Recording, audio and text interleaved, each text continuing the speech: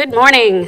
I now call the January 25th, 2024 Administrative Briefing and Work Session of the Marion County School Board to order at 9:03 a.m.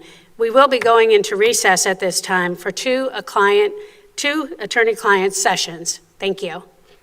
Interesting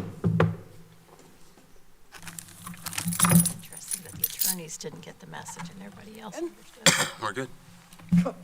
That's great.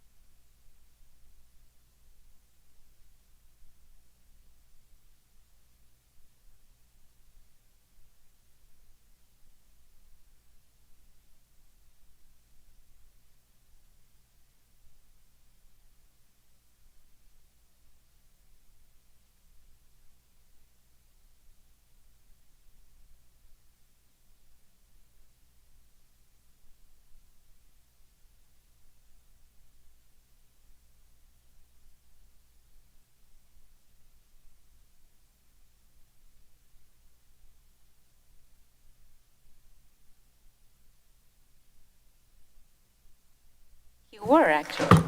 Good morning again, everyone. We are back in session at 9:54 a.m. Please silence your electronic devices to avoid disturbing others. Mirroring and modeling how our students begin each day, I ask that you please pause with us for a moment of silence at this time. Thank you.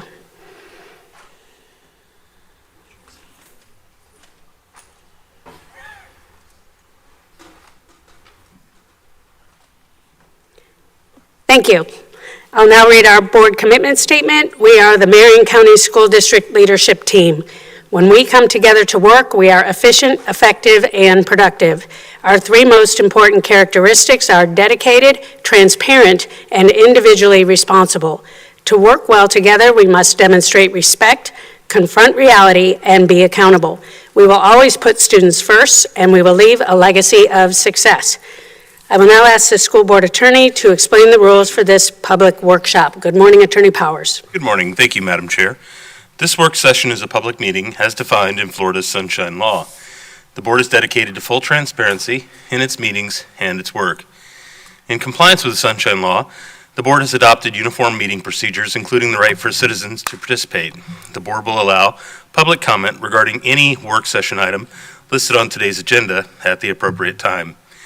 Speakers must fill out a request form located in the lobby and hand it to the board clerk. After the board and superintendent have completed their discussion on a particular agenda item, the board clerk will call speakers' names in the order received. Each speaker will have 3 minutes. As required by Sunshine Law, the board must maintain orderly conduct and proper decorum throughout this meeting. Speakers may criticize subject matter and decisions in a respectful manner, but not people. Finally, speakers must be very careful not to violate privacy rights of others, especially students and their family members, by mentioning their names or other identifying information. Thank you for your attention to these important rules. Thank you, Attorney Powers. Ms. Martinez, can you please provide the proof of publication for today's meeting? The notice for the January 25th, 2024 work session was published in the Ocala Gazette on January 12th, 2024. Proof of publication has been attached to board docs under proof of publication. Thank you, and we'll now get to the good stuff. We'll begin the work session with the superintendent's administrative briefing. Good morning, Dr. Gullett. Good morning, Madam Chair, members of the board. Great to see you this morning. We have a full agenda, as you know, so I don't have any briefing items. With your permission, Madam Chair, I'd like to introduce item 4.1, our first item. Thank you, Dr. Gullett. And yes, let's go ahead and do that. And also, board, we've typically chunked our into sections and ask questions as we move through the presentation, but in the interest of honoring everyone's time, I'm going to ask that the presentation be made fully and hold questions till the end of the presentation, please.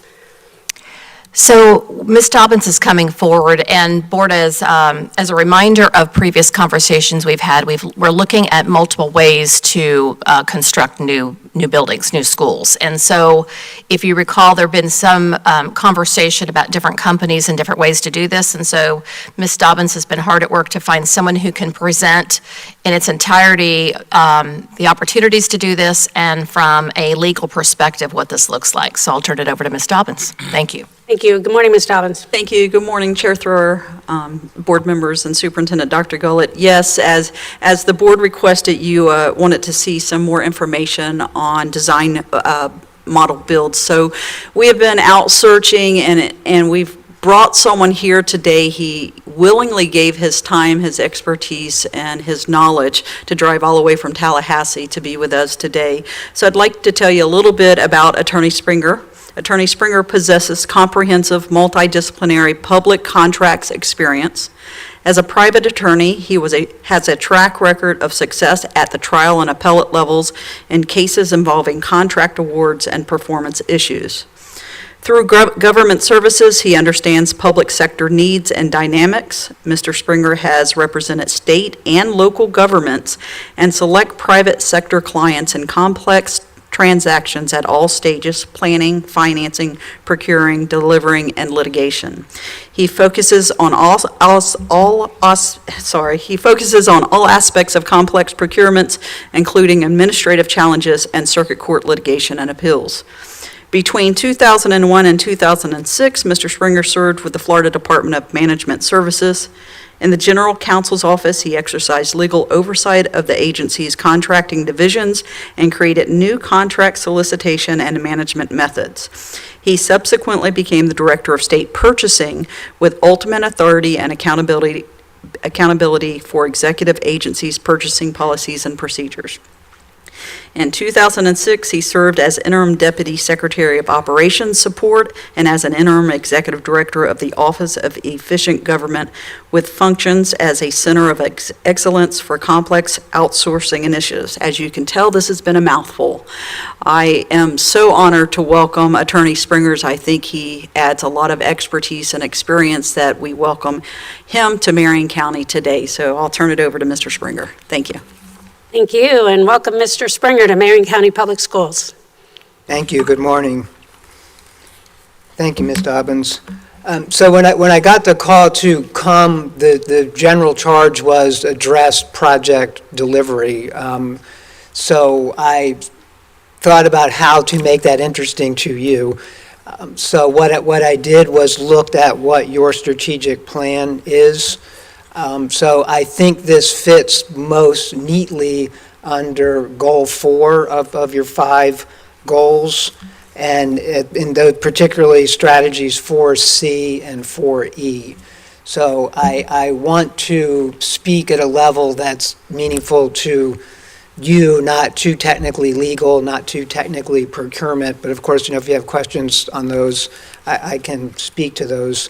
But my real goal is to give a high-level framework, but tie it to what you've set out strategically, as the governing policymakers to accomplish for the district.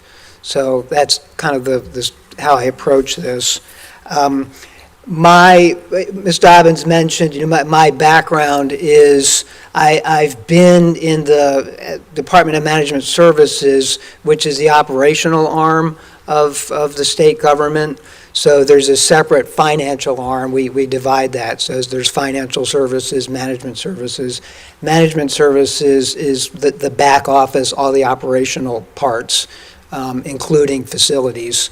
So I was in the lawyer's office, OGC, the general counsel's office, so that would have been akin to Mr. Powers. As state purchasing director, I would be akin to Mr. Collins, who's in charge of running the procurement. And then as the deputy secretary would be out of those two roles and probably akin to Ms. Dobbins' role of managing all of that. So that is the 3 different perspectives that I bring to this. So we did have, my early practice was primarily based on transportation infrastructure. So I was joking with somebody out front, I can age myself because my first significant project was when they widened I-75 to connect Atlanta and Orlando in advance of the '96 Olympics. So that was my first exposure to being here in Marion County. But when I moved to DMS, DOT does the road work for the state. So DMS is in charge of the buildings housing the offices of the state around Florida.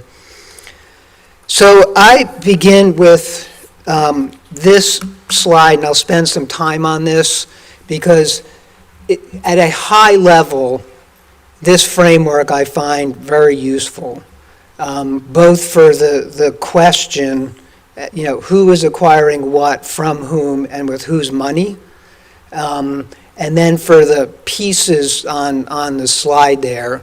And it looks simple, and in a sense it is, because it's easy to get very tripped up into a lot of detail. There's a lot of technical laws, there's a lot of technical process things that staff needs to know.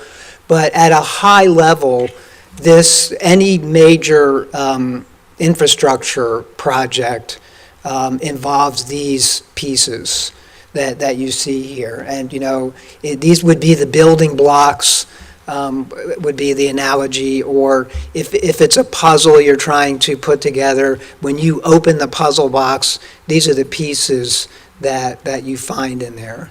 And you'll see these pieces throughout what I discuss.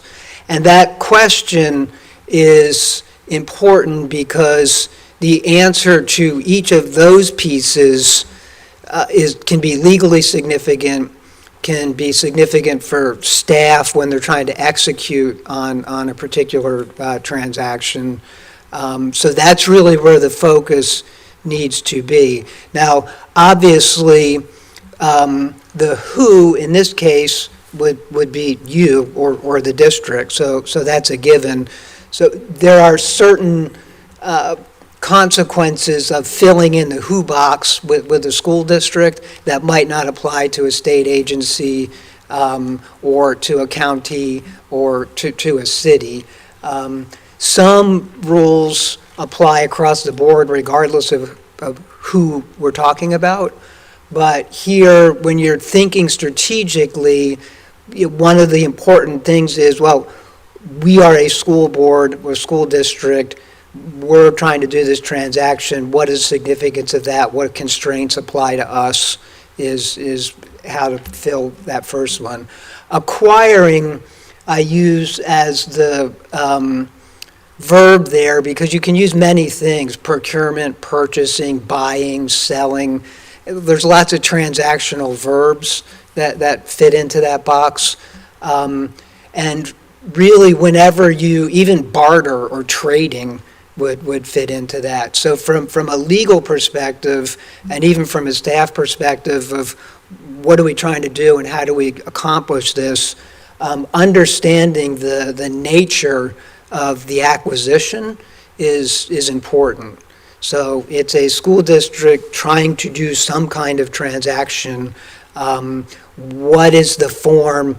Is there a variety of forms that we could pursue to achieve our goal? So what kind of acquisition are we talking about? Is the second piece of that, what looks like a simple question. And then the what is those puzzle pieces, because when we're talking about the infrastructure or hard assets, those are the pieces that you need to bring to the transaction in one way or another. So, and there are different rules that can attach to each of those. And the very first question from a procurement angle typically is, do we do this ourselves or do we buy it? So if you think of a decision tree, there are many things. Typically, for example, in traditional projects, the government doesn't, the state used to have a state architect who would do design, so we didn't buy design services. That you would self-perform design services, contract out the build, the construction, and then self-perform operations and maintenance. So that's a common traditional historic model. It doesn't need to be that way. So any of these pieces is in play when you're trying to, what are we seeking? Are we seeking design, finance? That also can be fit into the, make or buy analysis. As we'll see, you can pay as you go. You can use your own money, so that's like you're making it yourself. Or if you're buying it, that means you're going out to the market to get money. There's a cost to that. So that is something that you need to think about is, how do we do that? Are we going to acquire financing, or are we going to self-perform that, make it ourselves? So that is the third one, who, acquiring what, from whom is important, because some of these things can only be done by certain licensed providers. So you need to know who you're dealing with. So from the legal perspective, Mr. Powers would be looking at what are the laws that apply to somebody delivering the service or proposing to deliver the service? Do they satisfy those laws? From, the purchasing perspective, it would be, who is this person that we're doing business with? The legal speak or the purchasing speak is, responsibility. Is this a responsible partner that we want to enter into a transaction with? In the law, we say, do they have the good faith, integrity, and reliability to deliver on the project? So knowing who you're doing business with. If you're not going to do it yourself and you're going to go get into a transaction with someone, it's important to know who you're dealing with. And then finally is the with whose money, because kind of the strings that can come with funding are important to understand. And knowing your source of funds is important, because there are some things you can do with some sources of funds that you can't do with other sources of funds. There are some things you must do with some sources of funds that if you financed it some other way, you wouldn't need to do. So that is a simple enough question that it can fit as my title on the slide, but there's a lot in there. So when at your level, staff can execute on the details, but I think at a high strategic level, this is what you want to understand about particular deals. I mean, the who part is easy again, but how are we doing the transaction? Who are we dealing with? Where's the money coming from? The answers to those questions will drive your strategy. And you might have the execution of your strategy. It will close off certain avenues and open up others. At a high level, you want to know if we have a variety of avenues, which is the best one, which is where staff comes into play, doing this on a daily basis and executing on that. So the other thing in the what, tying this specifically, so everything I've said so far is pretty generic, but when you look at what you're buying, and again, talking to Ms. Dobbins, the focus, and I understand the need for the district, with the growth and delivering the facilities. So from a purchasing perspective, it's a good idea to think of what we call total cost of ownership. So this is just a slide that, it's too small probably to even read, if you can see it on your screen.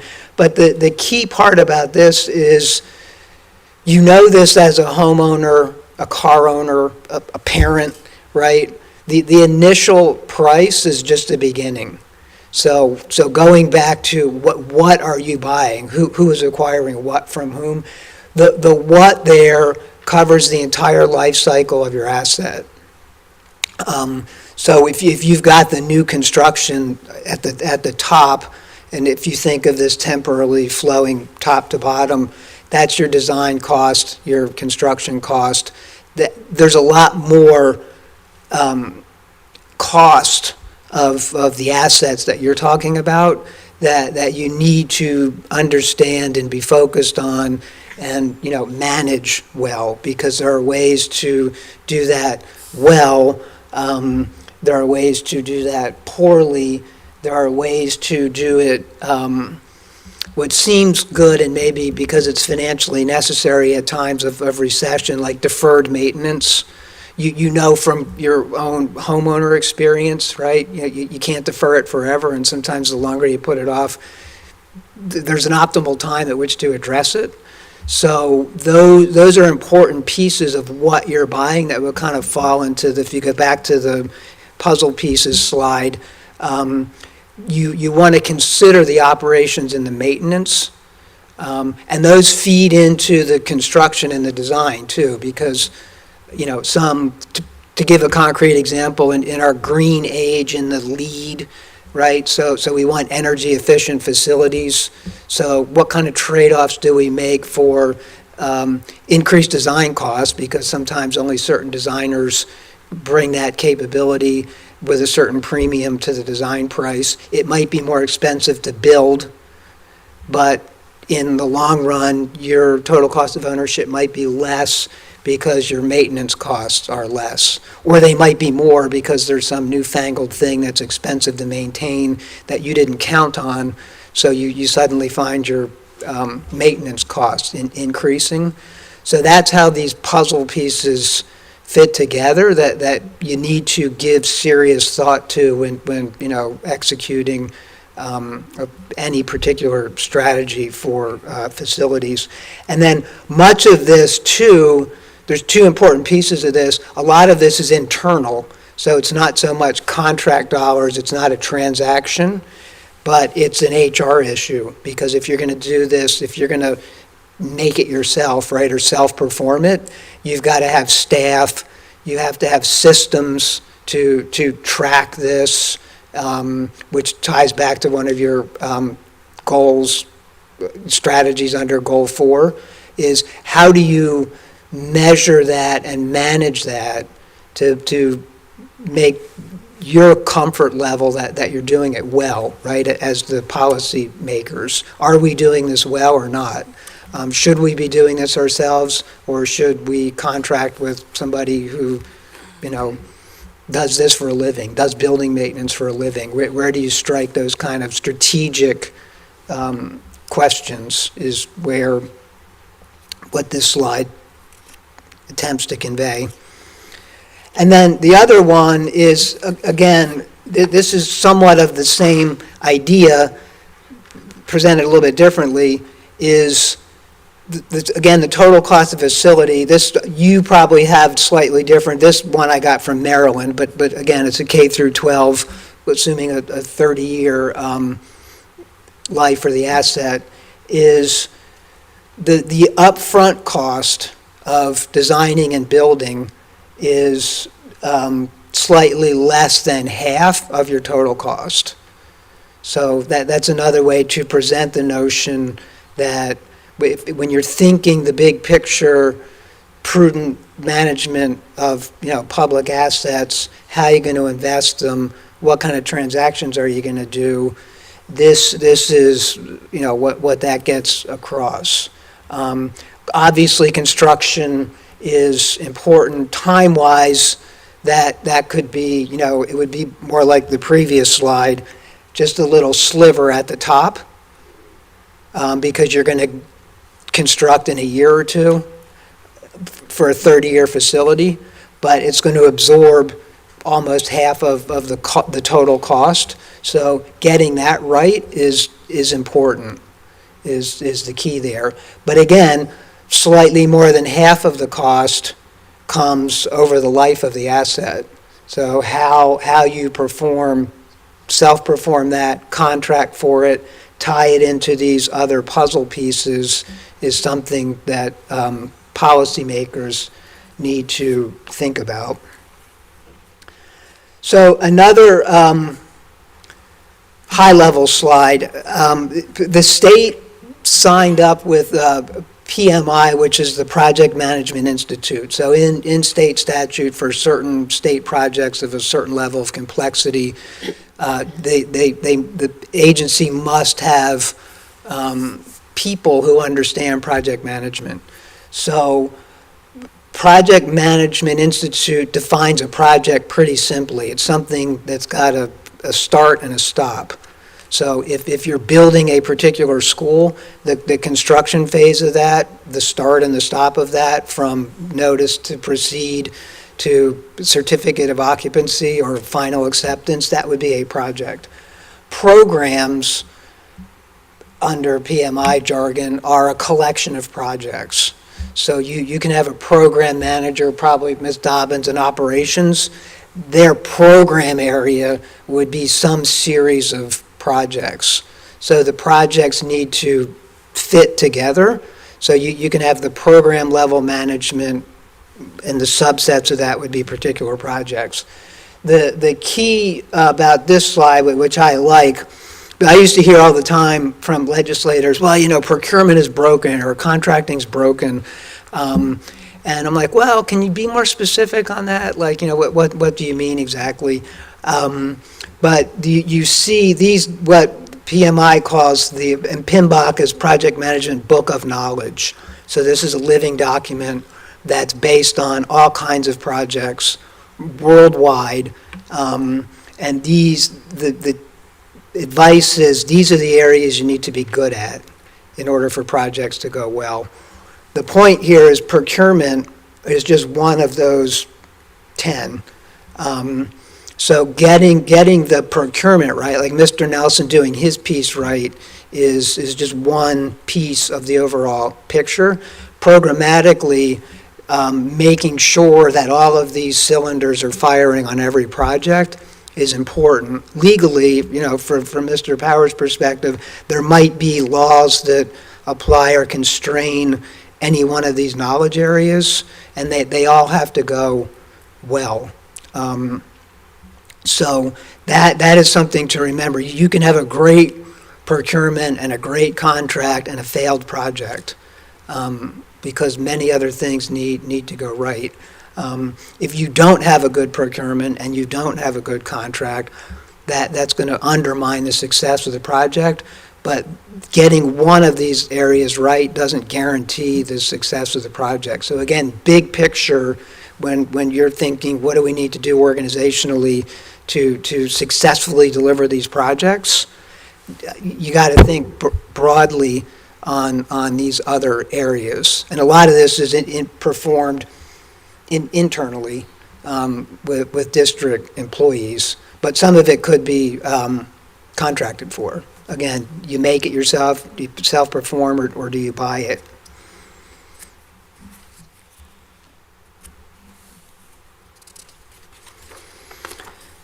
So now I'll go to a not busy slide. So this is a model that a guy, probably back in the 80s, he was at MIT at the time, John Miller, came up with.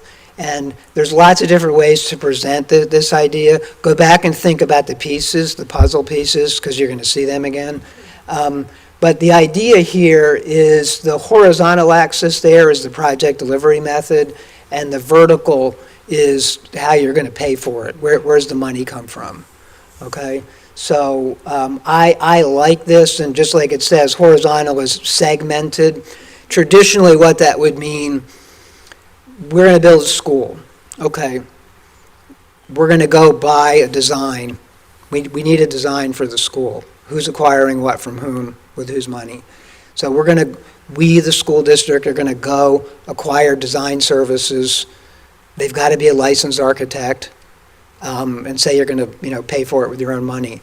That is a single contract. The first piece, when you're done with that contract, you don't have a school.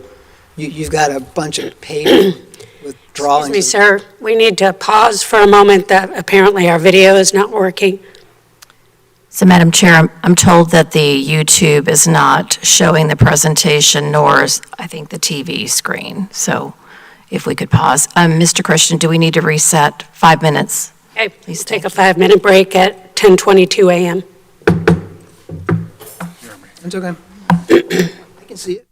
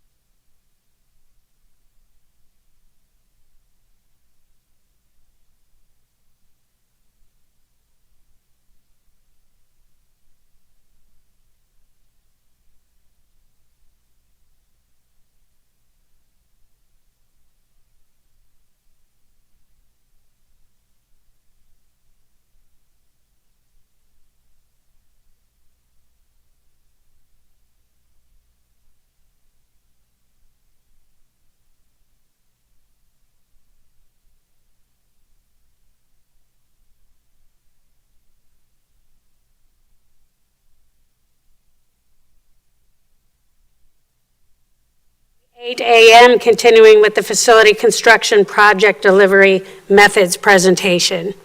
Thank you, For Madam your Chair. patience. So where we were was talking about using this quadrant framework and, for example, buying the design services. Once you've got that procurement complete, you don't have a facility, you've got, paper or computer files with pictures of schools and a bunch of specifications. That procurement has to be done in a certain way with a certain licensed professional. The solicitation method that you use for that is dictated by law. Then you would take that, do another procurement for a construction contract, which has to have another bucket of who's that you're fishing, from who you're dealing with, licensed contractors. Your procurement method is dictated, and it's different from the method that you would have used to buy your design services. And that is the traditional, in recent history, traditional way of delivering projects. It's called design, bid, build. So that, and I understand from Ms. Dobbins that historically that's the way the district does much of its facilities construction contracting, and then the operation and maintenance would be self-performed. But if you, and this is going to get busy, this slide is that same quadrant framework with the, think back to the puzzle pieces slide, and you map onto that slide how you can deliver the project. So you see there design, bid, build in quadrant 4. That's how you're historically delivering projects. Design, build is also in quadrant 4. It's a little bit less segmented because you're combining the design function and the construction function. And that has been around since the 80s in Florida. So it was like many, the law always lags behind industry trends and developments. But those projects were, came to the market, governments used that delivery method, got sued, it went to the First District Court of Appeal, then it went to the legislature. Now it's comfortably set into statute about how to do design-build projects, by virtue of what happened 40 years ago. So that's an example of a little bit more combined, but still direct financing, because you are still paying for those services. And the theory there, why would you do that? Historically, the owner finds itself, it takes more time to do sequential contracts. You have to do your design contract, then you have to do a whole nother procurement and get your construction contract. That's 2 procurement processes, end to end, sequential. That takes time. And then you as the owner find yourselves in between one contractor, your architect, who owes you certain duties, and then your construction contractor who owes you certain duties. Construction is complicated. The contractor's building to design plans. Oftentimes the owner would be caught in the middle of finger pointing, that the architect's blaming the contractor for not doing the project right, the contractor's blaming the designer for not designing it right, and you are the owner in the middle of that battle. So that's why we see the development of design build, where it's a single hand to shake. You have one contract with one entity who's responsible for both. So if they're pointing fingers, it's an internal thing, and the owner's removed itself from the middle of that. So there's reasons that this developed, and it's faster because you're only doing one procurement process. So that's pretty mature in the U.S. There's a DBIA, Design Build Institute of America.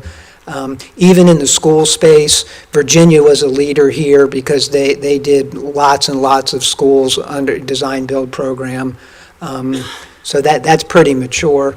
What we've seen more recently is more of the combination moving across the horizontal axis is basically you're combining more of the pieces of the puzzle. So, and then particularly if you bring the F into it, the financing, because all of this needs to get paid for. So, and the indirect financing is as you move up the vertical axis, is if money's brought to the project, that money has to be recovered, right? So there's no magic free money out there. But these project methods are designed to accommodate these project delivery methods. The blue, what the little box says there, the model procurement code is something that the American Bar Association, so on Mr. Power's side of the house, developed back in the 70s, and that's been tweaked periodically since then. And many jurisdictions, your local law in many places around the U.S. are based in one form or another on the model procurement code.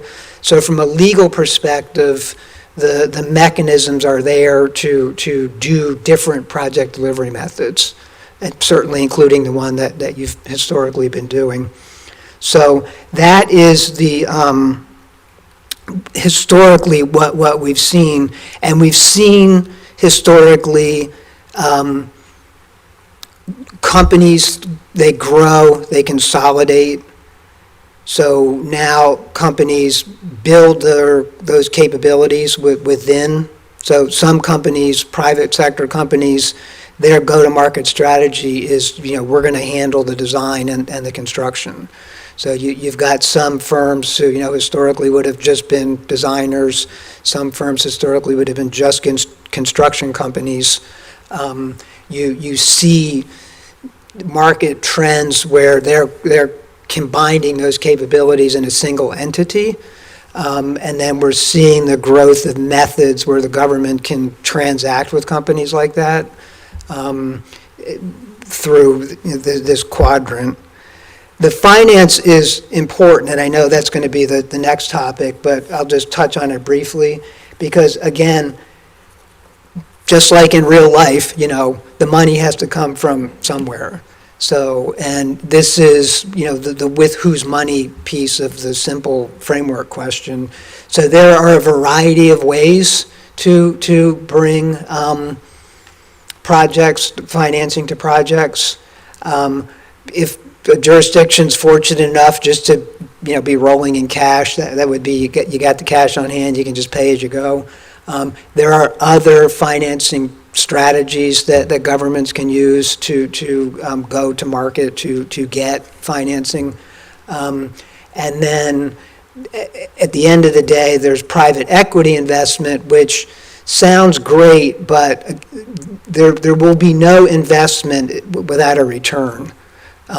So when we see some of the projects with the indirect financing methods where people are bringing money to the transaction, there has got to be a return on that. So that's much easier in higher education where you've got dorms and you've got a captive audience of students who are going to stay there and pay to stay, right? You don't have that in the K through 12 space. If you've got a parking garage where people need to come in and you can put a gate on it and make sure everybody pays, that is a source of revenue that can be a return on whatever investment the private party makes. You don't have that. So if you're thinking about financing strategies, it sounds good, and when we hear about what's going on, but DOT does a lot of that because, we've made great advancements in the tolling. You can do SunPass, and you don't have to have the toll booths and that kind of stuff. You can have the managed lanes. How much would you pay to get faster between, Ocala and Orlando? There's a lot of math that goes into that, and you can generate a revenue stream that will pay back an equity investor. That's a hard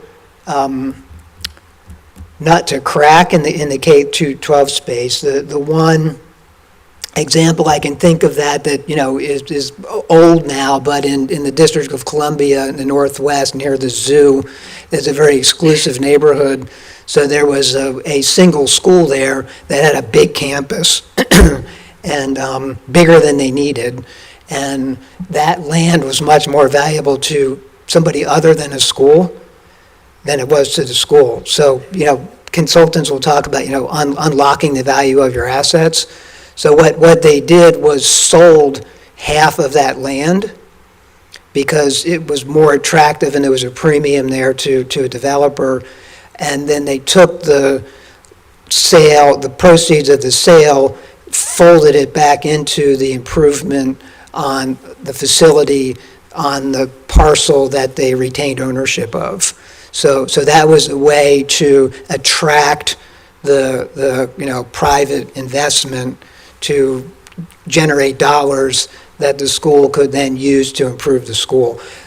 Opportunities like that are super idiosyncratic and unique, but you want to be creative and look for that. Another one in the higher ed space was a state college who has historically been in Southeast Florida. The property it owned has become increasingly more valuable over time to commercial interests.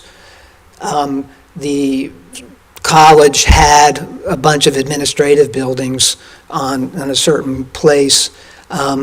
They figured this land is much richer than we need to, we could unlock value in this land by putting our offices somewhere else and entering into a transaction with the developer to develop this land, and we make money on that. So the college retained ownership of the land, leased it to the developer.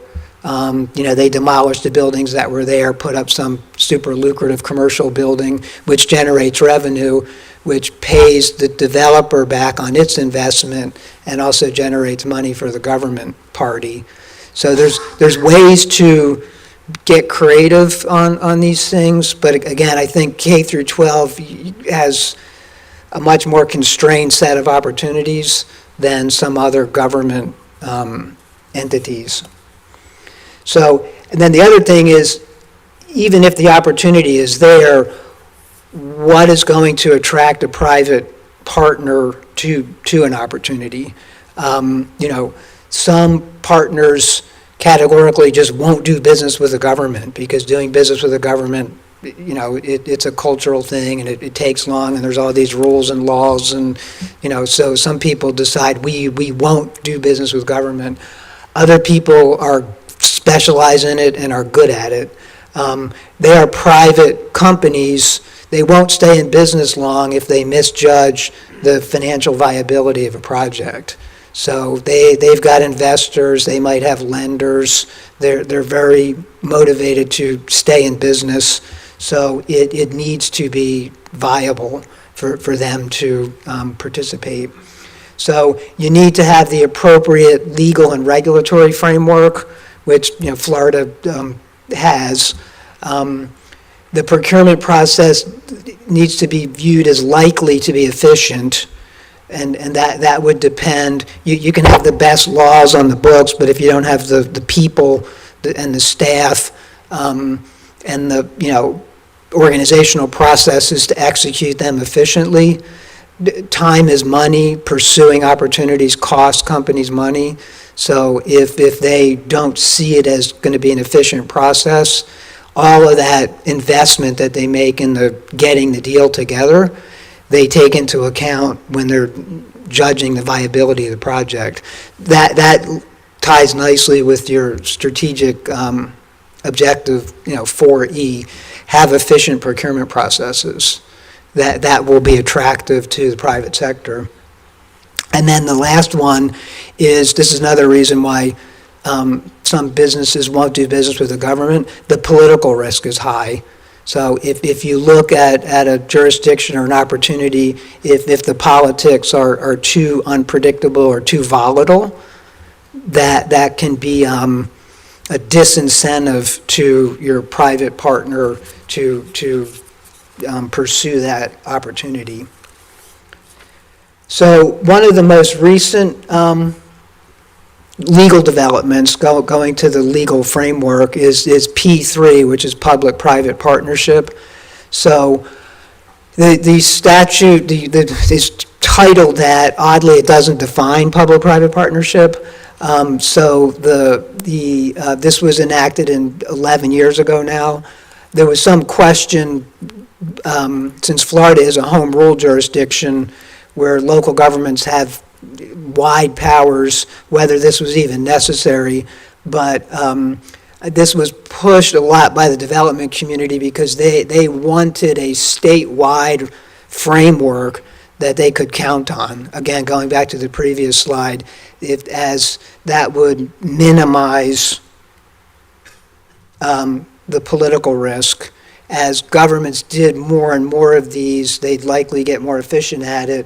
It would unquestionably be a legal framework. So that was a lot of the impetus behind the enactment of this legislation 11 years ago, which there were 3 years of, previous years failed attempts to make this framework at the state level, but we've had it in place now for about a decade. It does define qualifying project, and it does define responsible public entity, which are, clunky terms. The good news is anything you do, for the most part, would be a qualifying project, and you would fit in the responsible public entity bucket. So you can use this framework for delivery of projects.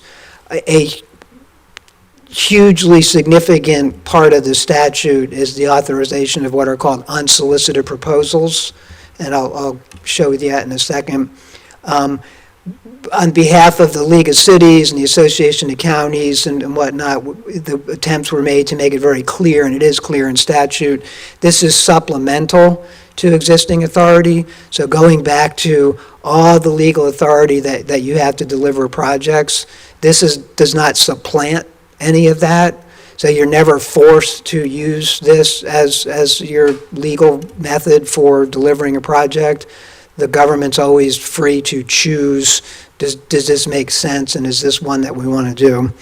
And then the other challenge is that last part, which is one small sentence of the statute. It was amended in 2016. Lots of attempts were made to argue to the legislature how confusing that was. The significance of that is that statute 287-055 is the statute that governs procurement of professional services, so design, architects, and engineers for the most part.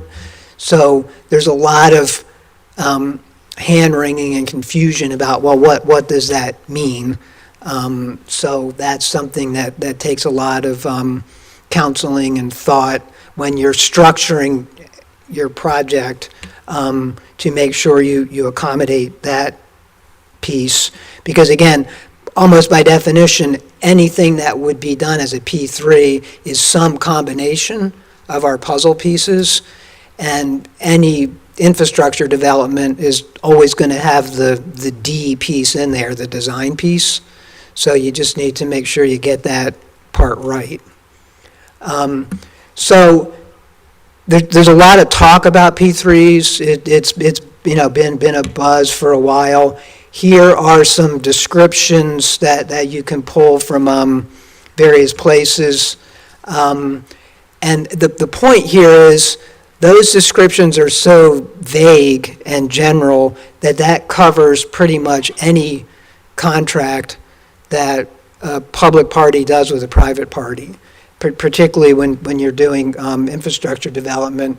So what does it mean to take on additional project risks?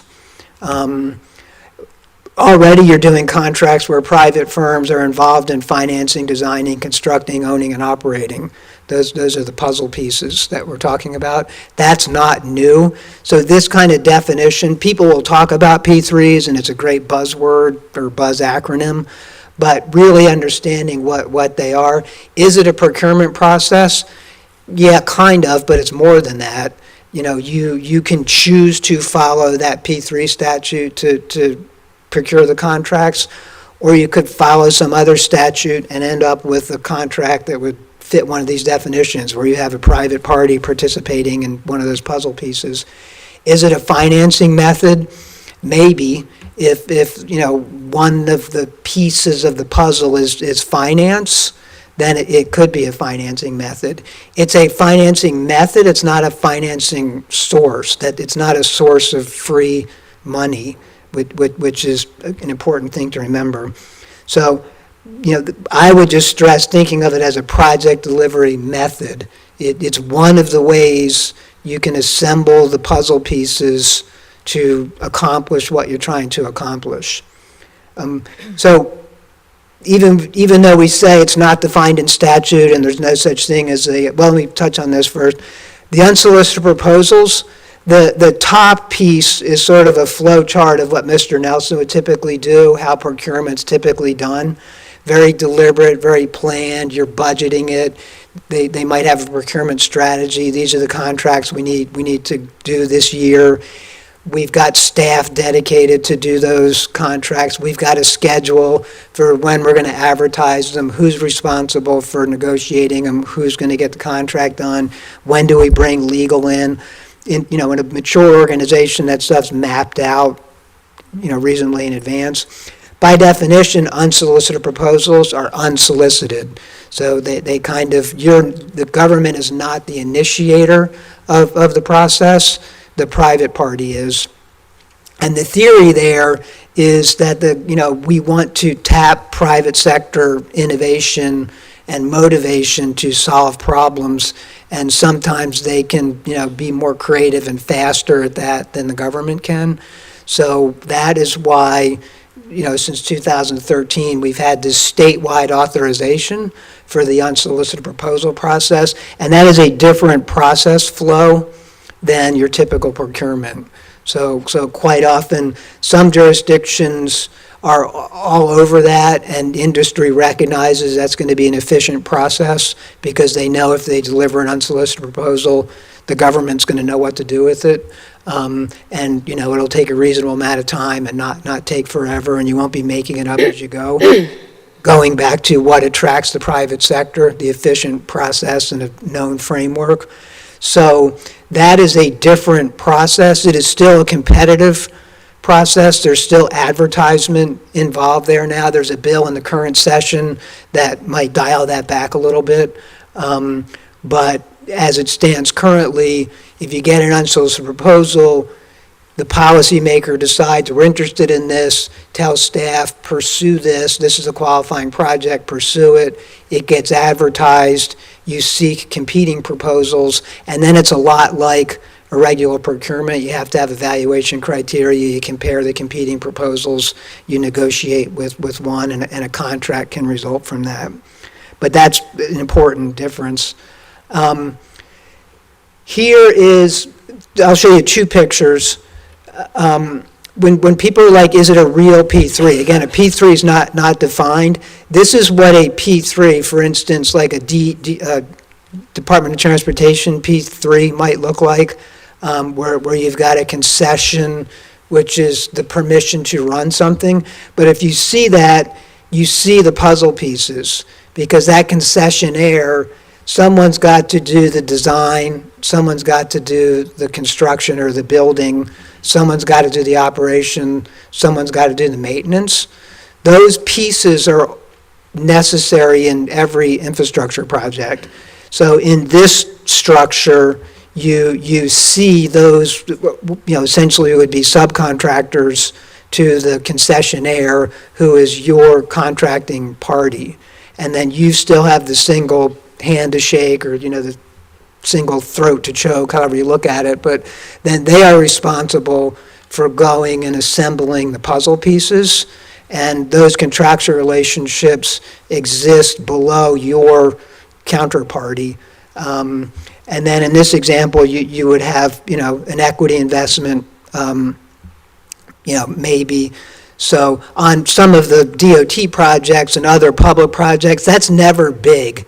So even where it's possible, it's usually single digits is how much the equity investment has been on a lot of the major infrastructure, transportation infrastructure projects. If there's greater return on revenue, you might get a greater equity investment, but that's never going to, it might make a difficult project more possible. It's never going to be enough to make an impossible project possible, generally. Here's another structure where, you have land involved, where you created a nonprofit company and you can lease the land. But again, you still see beneath that entity that's created, who's your lessee, you still have to have somebody design the project. You still have to have somebody build it. Someone's going to maintain it. Someone's going to operate it. You can have all kinds of complex flows on the finance side, but those core pieces are always going to be there. This can be structured as a lease in this picture. Going back to the slide about how you can get the money in. Who is acquiring? A lease is a form of acquisition. You're not buying or selling, but you're trading legal rights. So in this example, that is something that can be done. So, this could be like a sporting facility or something on public land if you're going to build and run a stadium. So there's a lot of flexibility in the structure. The structure is driven by your strategy and the market realities of how much time do we have? Is this something we can do ourselves, or should we buy it from somebody else? And what is the optimal structure for this particular transaction? Those are kind of very high-level questions that, if they're thoughtfully considered, clearly decided, handed off to lawyers and staff, they can get it done.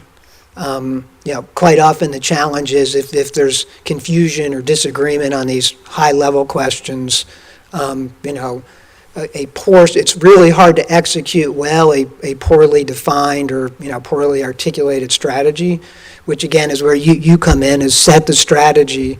Here's what we want to do, and then you hand it off to the technical folks to accomplish it. So that is the big picture. I know we wanted to leave some time for questions. We lost some time on the reset, but I'm happy to answer any questions you might have. Thank you, Sarah, and thank you, Attorney Springer, for your comprehensive and detailed presentation. I'll now turn it over to the board, and again, in the interest of time, if you would please consider keeping your questions and comments brief and defined. Sure, I'll go first. Good. Mr. Springer, first I want to thank you for the presentation, and also thank you for the auditory accommodation that you helped me with. Thank you so much. It's always exciting to learn about new ways that we can move forward in our district, and I do have two concerns that I wanted to ask you about. One of the selling features is an accelerated timeline, and so in the little Sorry, bit of... there was one more slide. Yes, there Yeah, was. go ahead, yeah. And so, in just a little bit of research that I've done, sometimes that accelerated timeline is hindered at the beginning with a lot of legal work. In just reading through everybody coming to a consensus on who's responsible for what sounds simple, but it is in fact very complicated, maybe taking up even a year to get that legal jargon figured out and the responsibilities of each person. So I was wondering if you could speak to that, and traditionally, how long does it normally, what's an average of how long that normally takes? It takes long because it's complex, politically challenging, right? So what we've seen and what the legislature did was set a high-level authorization, and the people who wanted the statutes got into the statute. That's enough. You don't need a local law in order to use the statute. That's how they did it in 2013. It works a lot better if the local jurisdiction has policies or procedures or something, because frankly the statute is inartful at best. So if you give it to staff and say, here, let's do one of these, you can spend a year just trying to figure out what the statute says. So what we've seen, and I've seen unsolicited proposals withdrawn because it was clear to the private party that this is going to take too long and be confusing and everything else. And so they submit it, and then it's been withdrawn because it's obvious that the government's not ready. Like, go back to what attracts the private sector, that slide. So what I would recommend, and we did a template, I can give it to Mr. Powers, we did it for the Association of Counties, and you've seen other jurisdictions adopt a policy that you can understand, and it's sort of a playbook on how you're going to do these things. You don't need that, but that certainly cuts the time. So you can have them take so much time that they never get out of the gate and fail. I'll put it this way, they always take longer than the private party expects. Unless you have a private party who does a ton of government work, it's the government moves slower on this than the private party is used to moving. Thank you for that. And then the other question I have is, and looking around, there's been a lot of success in higher education, not typically in the K through 12 sector. And so I wondered if you could share an example where we've had a success using this model in a K through 12 situation. I don't focus on K through 12, so I can think there probably are some. I want to say even in Tallahassee when we did Florida High years ago, and that was in combination with the development of both the government office complex and a housing development, and we got a school facility that was connected to one of the universities developed there. So that was a very complex combination of private interest, public interest, both at the state level and at the local level. So, and that is not K through 12, because I think that's just a high school. Okay, because I had trouble finding that too, and so I only found such an example in New York and in Maryland, and they both had some struggles in working through the legal portion of who was responsible for what. And I believe one of them actually withdrew from the contract. And so it seems like there was a lot of work to be done in kind of streamlining the process, because it sounds like a great idea. I don't know, this personal board member, if we're in a space to make this work as efficiently as we need it. And then my final question would be for Mrs. Boston Ellis, and I just wanted her input on the financial impact, and if she feels this kind of track would be beneficial. And she's smiling at me. Would you, Yeah. would you like to address that at another time? Okay. But, and let me point you to as well, because again, I mentioned it, Virginia, again, there's no definition of P3. So if you go look at Virginia, and they were one of the first states, many states did this in the transportation space, so DOT has its own P3 statute. Virginia was one of, and Virginia is the Commonwealth that Florida copied, which is not a home rule jurisdiction, so there were problems there. But Virginia in the K through 12 space, they claim, 1,000 successful P3 projects or something. 70% of them are K through 12 projects, and most of them are what I would call just design build. But again, a design build is a form of P3 project. So I do think you can find examples of, other jurisdictions who have found more innovative. It's not that innovative now because, again, it's 40 years ago, but they were doing that through the late 90s into the aughts, into the teens. And you've also seen jurisdictions with explosive growth in Virginia who needed to build schools for their growing population. So I, point you in that direction. Okay. Thank you very much. I appreciate it. Thank you, Vice Chair. Any other questions or comments from the board? Board Member James? Yeah, thank you for taking the time to be here today and travel to speak to us and be the authority on this matter. I appreciate Ms. Dobbins doing her research to find you and for you coming to share your insight. My only comment or recommendation to the board would be that I think later today, we're going to continue to have conversation about funding sources. And I, as someone who sits on this board and is responsible for making the financial decisions along with the rest of you, my concern would be that we continue to be focused on getting money for, getting the least expensive money we can. And what I see with this potentially, while we're not necessarily in a position where we need funding because we've taken out a bond for our existing projects we have, our future growth and rebuilds will require funding sources. And so we're going to have those conversations. I would just be very vigilant about ensuring that the money that we do get is going to be the best deal we can get for money. And I would hold reservations with going forward with a plan that may incur more expensive money than what else, other sources we could find. So that's my only comment. Which is a good point. Again, that's, the make versus buy. Do we do it ourselves, or do we go get it somewhere else?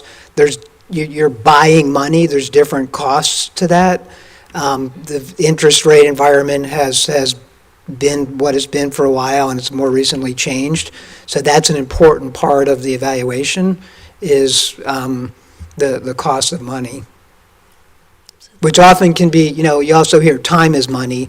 So if some deals might make sense to pay a little bit more for the financing if you can deliver it faster.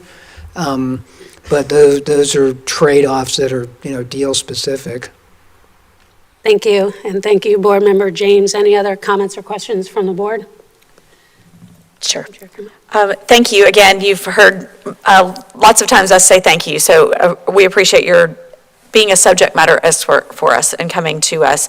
Going back all the way to slide 9, so I know that we have heard from you talk quite a bit about the higher education piece and what it looks like when the private sector joins with the public sector and lease arrangements and all of that. That doesn't really seem like something we'll be able to do in the K-12 space. You did make a comment early on when you were referencing slide 9 about design build versus design bid build, because design bid, I think it's one more slide back, sorry. The one with the blue words on the, there you go, that one. So in that upper quadrant there, you made a reference to that this school district has traditionally always used the design, bid, build process.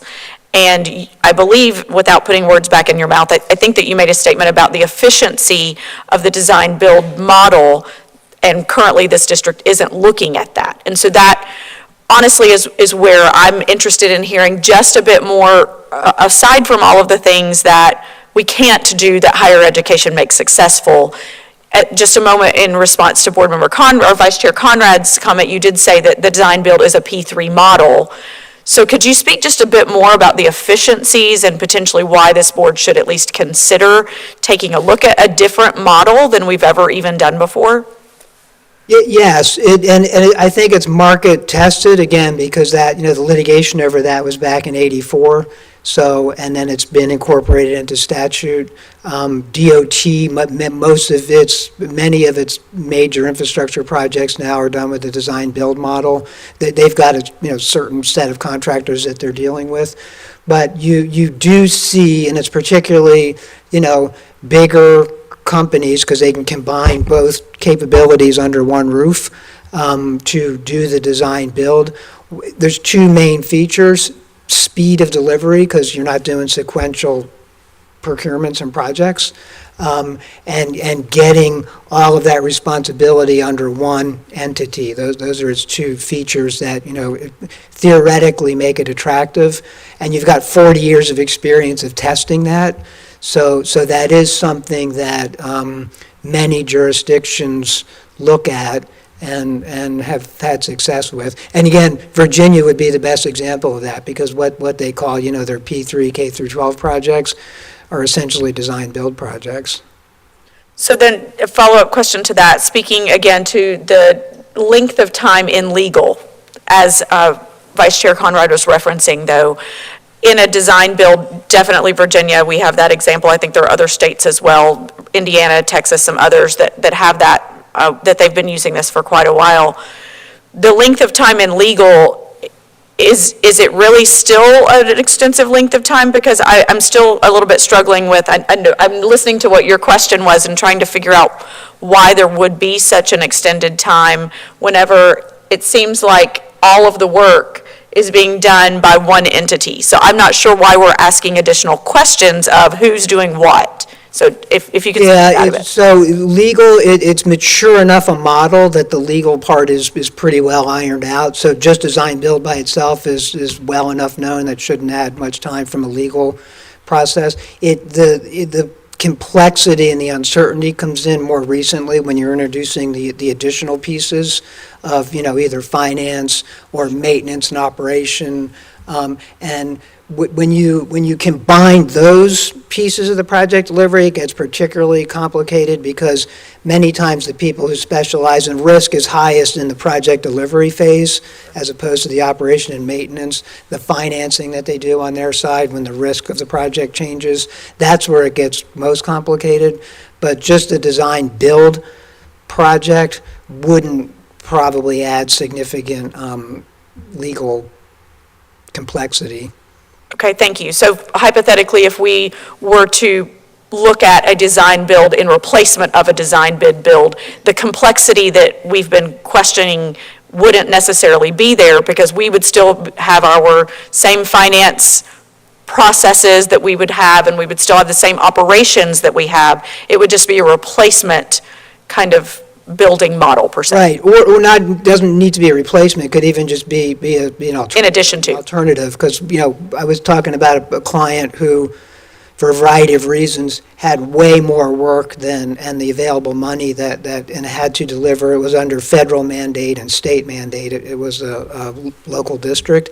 It had to get this stuff done, and it couldn't. That was when it did its first design build project, just to accelerate the project delivery. Thank you. But it still does design bid build projects as well. It didn't say from now on we're only going to do design build projects. That's the key. You've got a wide range of tools to use for delivering projects, and you just want to use the best one for your particular project. Right. Thank you, Board Member Campbell. Any other comments or questions from the board? Okay. And all of my questions have been addressed via the other board members. So at this time, I would like to ask if there's any public comment on this particular presentation. Okay. Seeing none, we will move on. Thank you, sir. Thank you very much.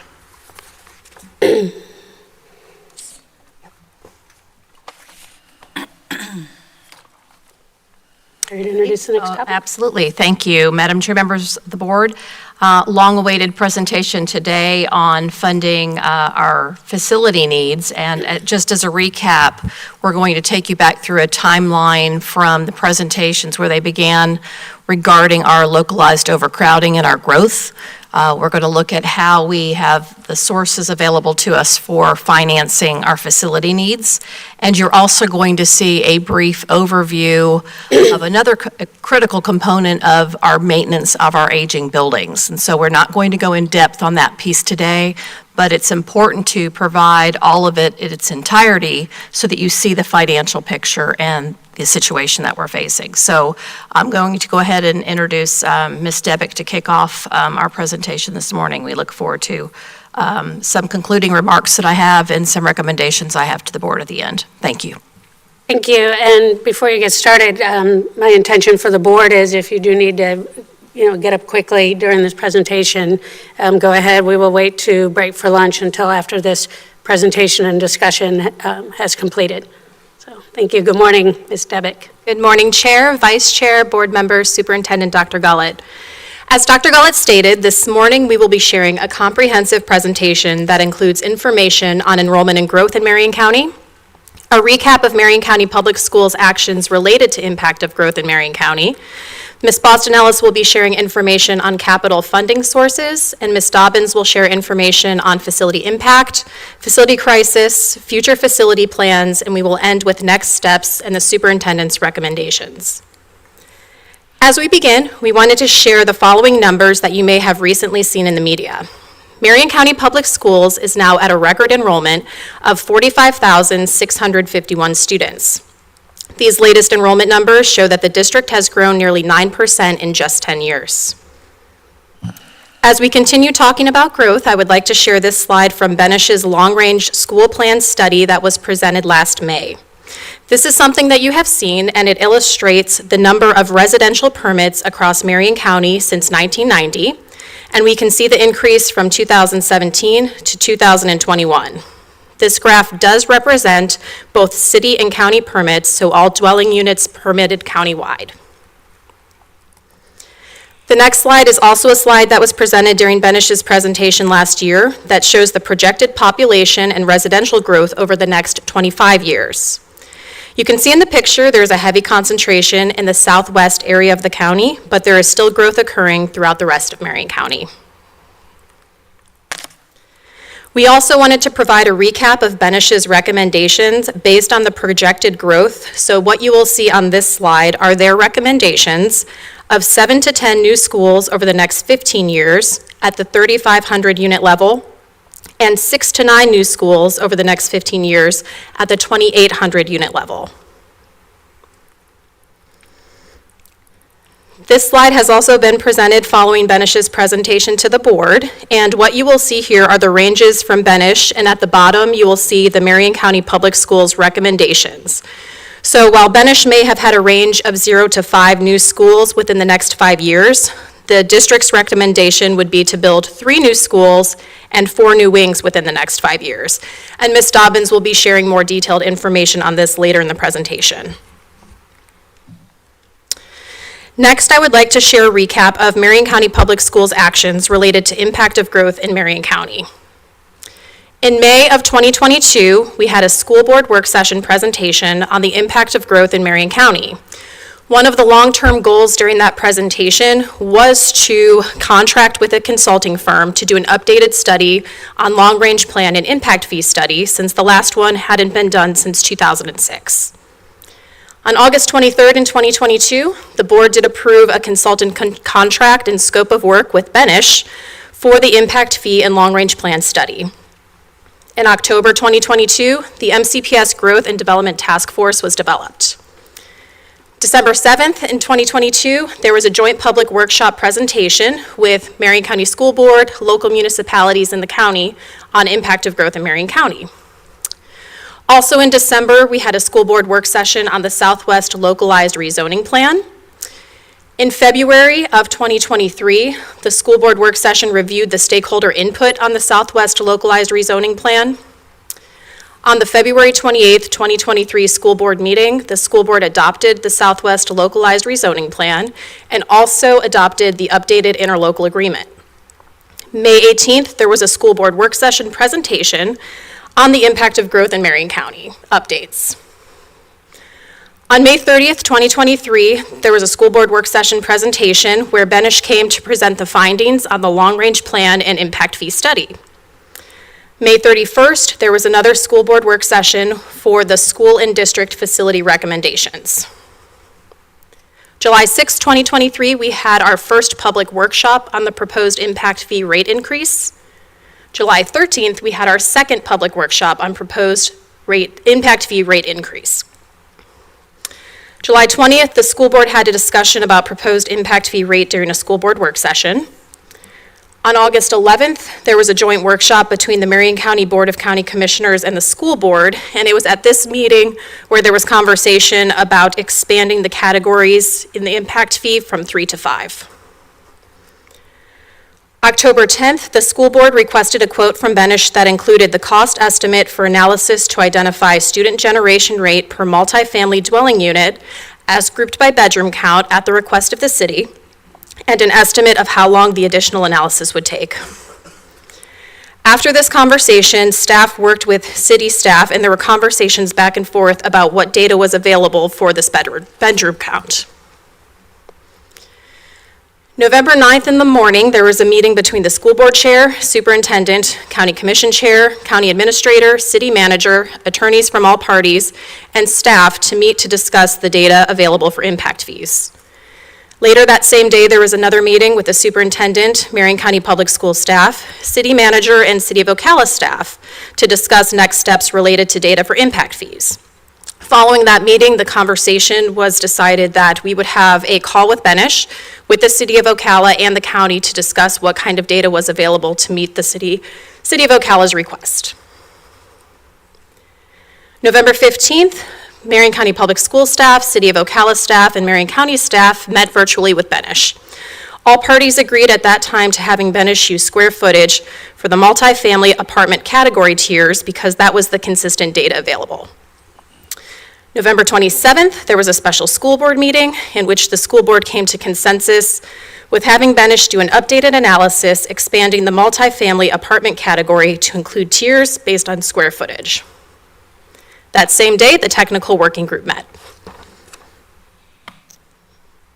Last week, January 18th, there was a joint meeting between Marion County Public School staff, City of Ocala staff, and Marion County staff to review the preliminary findings of the updated analysis with Benish. It was shared with us that the City of Ocala staff would let us know of their tier preference prior to this work session. This past week, we received an email from the City of Ocala saying that February 6th is the first opportunity City Council will have to review the tier options as a group and instruct City of Ocala staff how to move forward in response to us asking which tier scenario was their preference. And today we're at this work session, funding facility capital needs next steps.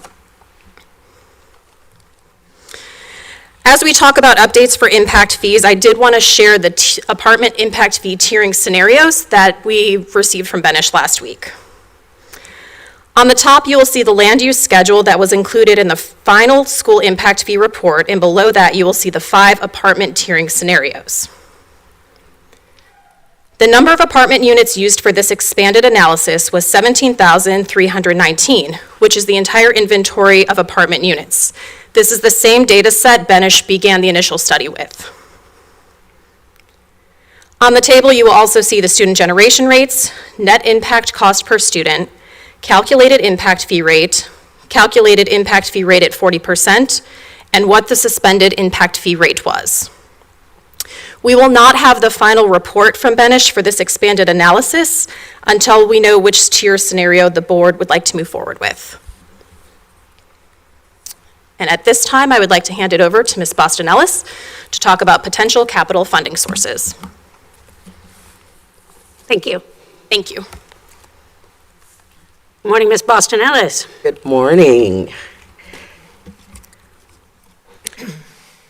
For the next 9 slides, we'll briefly review potential capital funding sources, what our Marion County Public Schools' current funding sources are, and review a historical summary of how MCPS has funded capital needs in the past.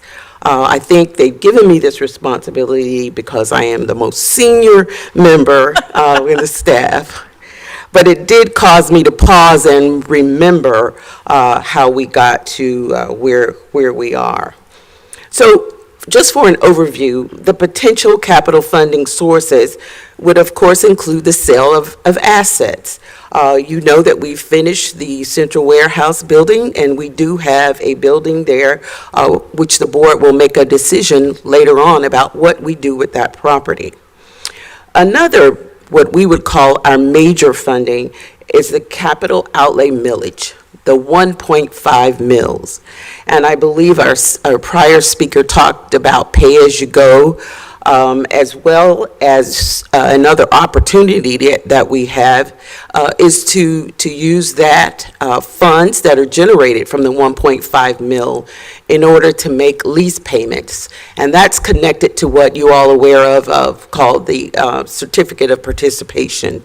And we've started that process with our first building projects. So that's another method. There are restrictions in the law And those restrictions include, we cannot use proceeds in excess of 75%. And I'll give an example of where those dollars and what those dollars mean to Marion County Public Schools in a minute. But we know that because this is a borrowing and we want to continue to have a high credit rating, we are advised not to go over 50%. Another item which we continually talk about and we will address even further in the presentation are impact fees. That is another method of funding our capital needs. The next method, which we have used in the past, and we also have used impact fees as well, is the referendum. And there's a potential of that being on the November 2024 ballot. And there's two different kinds that in our community that are impacted. The first is a local government agency, and they can levy up to a penny. School tax, schools are allowed up to half a penny tax, and there is no definitive restriction on the time period, but when we did it before, we used a 5-year period. Another method of funding capital needs is general obligation bonds. But what is unique to that is you have specific projects, and this goes against our current voter millage as well. So this would impact our property taxes. And then there is another millage opportunity. It's a 2-year millage, and it can be for operating or capital, but in this instance, it would be a 2-year millage for capital. So those are just an overall look at the funding, potential funding. But when you drill down and look at what Marion County Public Schools have done in the past, we've used our capital outlay millage, the 1.5 mil in the past, specifically pay-as-you-go, but we've also used the certificate of participation option, and we've paid lease payments, that's what it's called, out of our 1.5 millage. Again, with limitations based on what we refer to as our capacity. So on the right side, that shows you our remaining debt between now and 2029. So we've got about 35 million of current debt where we are using the certificate of participation. Typically, those dollars are generated, or they are generated based on our property tax values. So if the simple calculation you would look at $34 billion in property, we'd multiply that times the 1.5 mil, divide by 1,000, and we calculate using a 95%, 96% that we would collect those dollars. The bottom line is we meet the criteria. We don't go over the 75% or the 50%. So right now, with that remaining debt, we're about at 19%. So the point that I'm trying to make is we do have that capacity to borrow, but it's limited, probably around $27, $28 million in total to borrow. And we are going forward with that, with the first phase of our building using this vehicle of funding. So everyone asked about what happened to the lottery dollars, what happened to PICO, and I just want to put out there that there are no lottery dollars for capital funding. Lottery dollars now, for the most part, are being used for our secondary ed, the Bright Future scholarships. We do get some funding with our schools when they meet the criteria of 1 grade increase, as well as if they maintain an A. So our portion of the lottery dollars is limited to that, whereas in the beginning, we did receive a lot more funding from lottery. Public education capital outlay is another one, which we fondly refer to as PICO. As you can see, since the 2012-2013, we have received no PICO capital dollars, and also since the 19 year, we do not receive any more for PICO maintenance. The majority of those funds, which, as you recall, come from the utilities. So that's when everybody had a landline at their house. There's gross receipts tax, and we know that those fundings are pretty much drying up. And what the Department of Education or our legislators are using those dollars for now is to support charter schools in their building. I did want to bring up another funding source that we had. I went back and looked. 2001, we used to get something called Classrooms for Kids, and some of you may remember that funding source. And then when the class size amendment passed in 2005, those dollars were increased, and we received in that 10-year period about $54 million. But again, that had a limitation and it ended, and we do not receive those dollars anymore.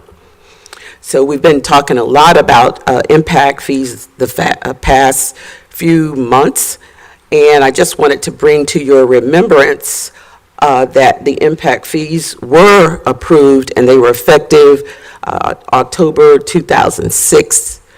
Again, restricted use of funds to limited to the growth-related capital improvement for educational and ancillary plants. And as you can see, those funds were collected, and beginning 2011, they were suspended.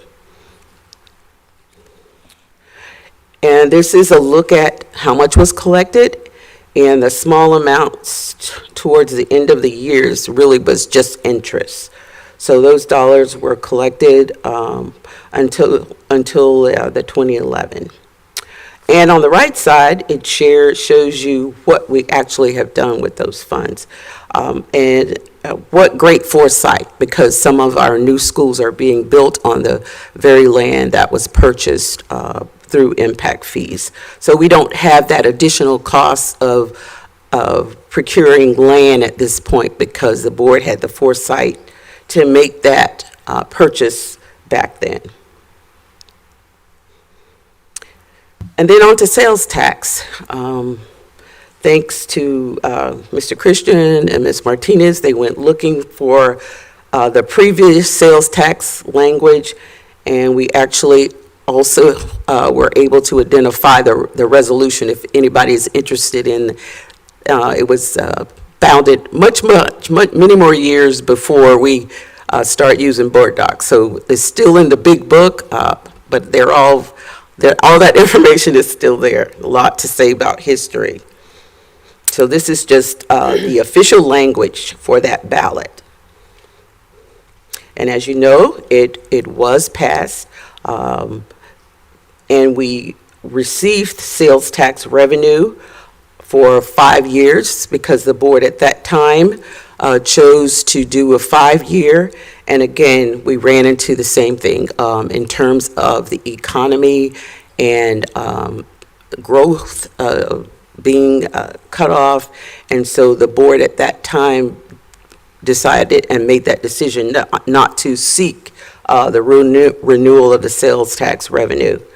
On the right side, at the bottom, you can see all the projects that were involved or where we used the funds. And some of the projects we had to use other dollars. We used some PICO dollars, not PICO dollars, but we used some millage funds attached to that as well. So the very last school we built was Legacy Elementary from this pot of money. And that is the very last school that we have built. Based on the Benish study for 2024-2038, and that's the 15-year period at the 100% school impact fees, using 100%, and using the 3,500 units. At the high end, it would be 525 million estimated that we could potentially receive. At the low end, 2,800 units, 420 million. As far as the school capital outlay surtax, in that study, they also projected what we might receive over a 15-year period, and that was $562.500 million. And this was taken from one of their previous presentations. So now we'll leave the historical perspective as well as the potential revenues taken from the Benish study, and we'll move on, and Mrs. Barb Dobbins will continue the presentation. Thank you, Ms. Boston Ellis. Good morning, Ms. Dobbins. Good morning again. Again, yes. All right, good morning. I'd like to begin by first recapping the new construction projects that are the result of growth in Marion County. This slide represents the recommendations that were brought forth at the work session on May 31st, 2023, following the findings of the Benish study. As Ms. Debick illustrated earlier, our recommendations fall very conservative as compared to the Benish study recommendations.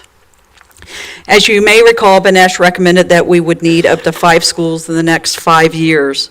As you can see in the top portion of this slide, Marion County in the next 5-year plans to only build 3 schools and 4 wings to address the growth in the next 5 years.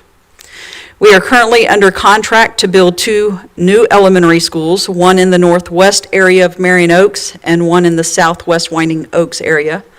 Both schools have completed design development, and early procurement of critical equipment is underway. We hope to break ground in March and expect both schools to be open for the start of school in August of 2025. We are also in the design process for a new wing addition at Liberty Middle School, which is expected to open in August of 2025, with the same design model wing opening at Horizon Academy in August of 2026.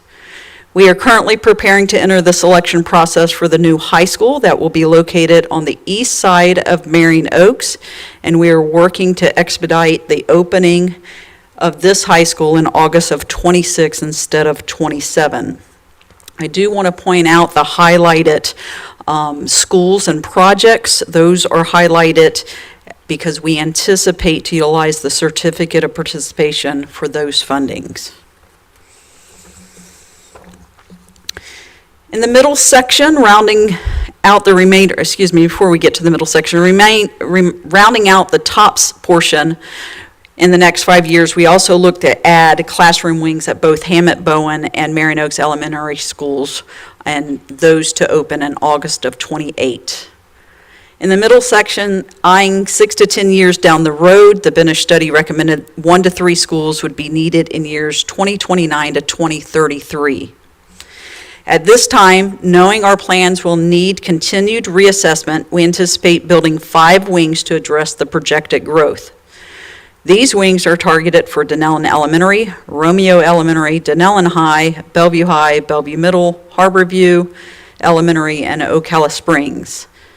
Continuing with our forecast for 11 to 15 years out, the Benish study recommended the need for an additional 2 to 5 schools in the year 2034 and 2038. At this time, again, knowing that we will continue to reassess, we anticipate building 2 schools, 1 elementary and 1 middle, in the southwest area of Marion Oaks. In summary, the Benish study recommended for the next 15 years the need for additional schools would range from 6 to 10 new schools, and at this time we anticipate building only 5 schools and 9 wings to address the dense population growth that is impacting our schools. This 15-year plan for new construction due to growth is estimated to total over $451 million. As we transition into the next portion of this presentation, up until this point, the emphasis of our lengthy multiple conversations and presentations have focused mostly on one piece of our facility puzzle, and that is the impact of population growth on our schools. To completely understand our facility crisis, we have to look at all the puzzle pieces to not only include growth impact, but also the impact of our deteriorating school buildings, aging portables, and our unfunded maintenance that has been deferred for years. It is easy to see the condition of our schools by simply walking our hallways, talking to our students and staff. But most importantly, we ask, what impact does a building have on academic performance, teacher performance, health, and safety? Numerous studies have pointed out that substandard school buildings have a direct impact on student performance. In fact, students in deteriorating school buildings score between 5 to 11% lower on achievement tests, and in addition, this may be cumulative and continue to negatively impact student performance the longer a student attends an older, deteriorating school. Further, studies report higher absenteeism due to poor air quality from aging, outdated HVAC systems. Old lighting conditions also directly impact performance, with studies finding that appropriate lighting conditions can increase student performance between 0.3 and 26%. For acoustics, a study conducted on third grade students found that students in noisy buildings were 0.4, almost half, years behind in reading and 0.2 years behind in math compared to students in quieter, newer classrooms. In regards to overcrowding, one district reports elementary schools that moved to new schools achieved academic gains equivalent to about 65 days of instructional per year. For student attitudes, which we know correlates to student discipline, deteriorating schools affect student morale.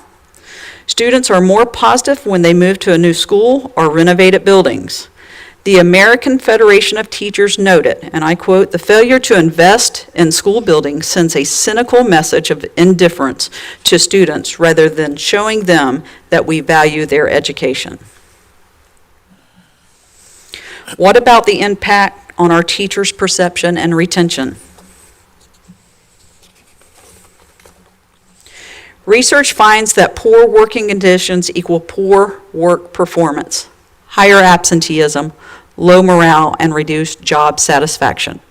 Further research concludes that the physical condition of a school facility is an important predictor of a teacher's decision to leave their current position.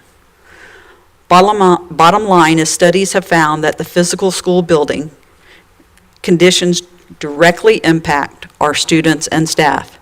If we are to achieve helping every student succeed, then we must provide a positive, healthy, and safe learning and teaching environment for them to grow. With all that said, let me now show you why we are in a facility crisis. First, aging facilities. We currently have 50 schools in our district, of which our oldest school in operation was built 110 years ago in 1914. Our newest school was built 11 years ago.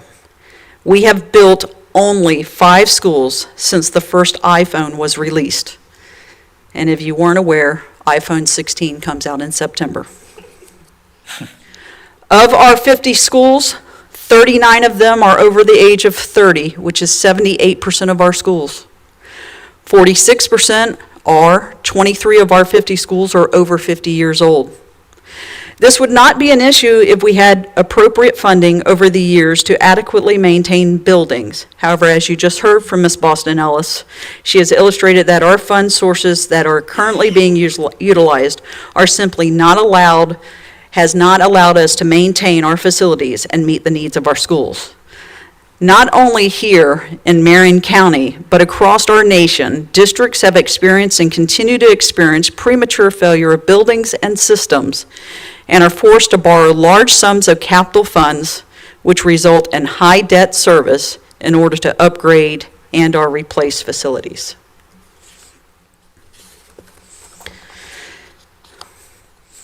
Next, let's talk about portables, especially since that seems to be a lot of conversation out there.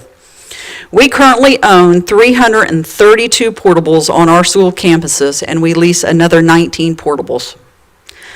Of those 332 portables, 246 of them are used for instructional purposes. That means at any given point during the school day, 4,400 to 6,100 students are sitting in portables. That's enough students to fill 2 Forest High Schools or to fill 2 Westport High Schools. But what is the impact? Well, portables are allowed to be used for temporary purposes and not intended to be long-term. The life expectancy of a portable is 20 years.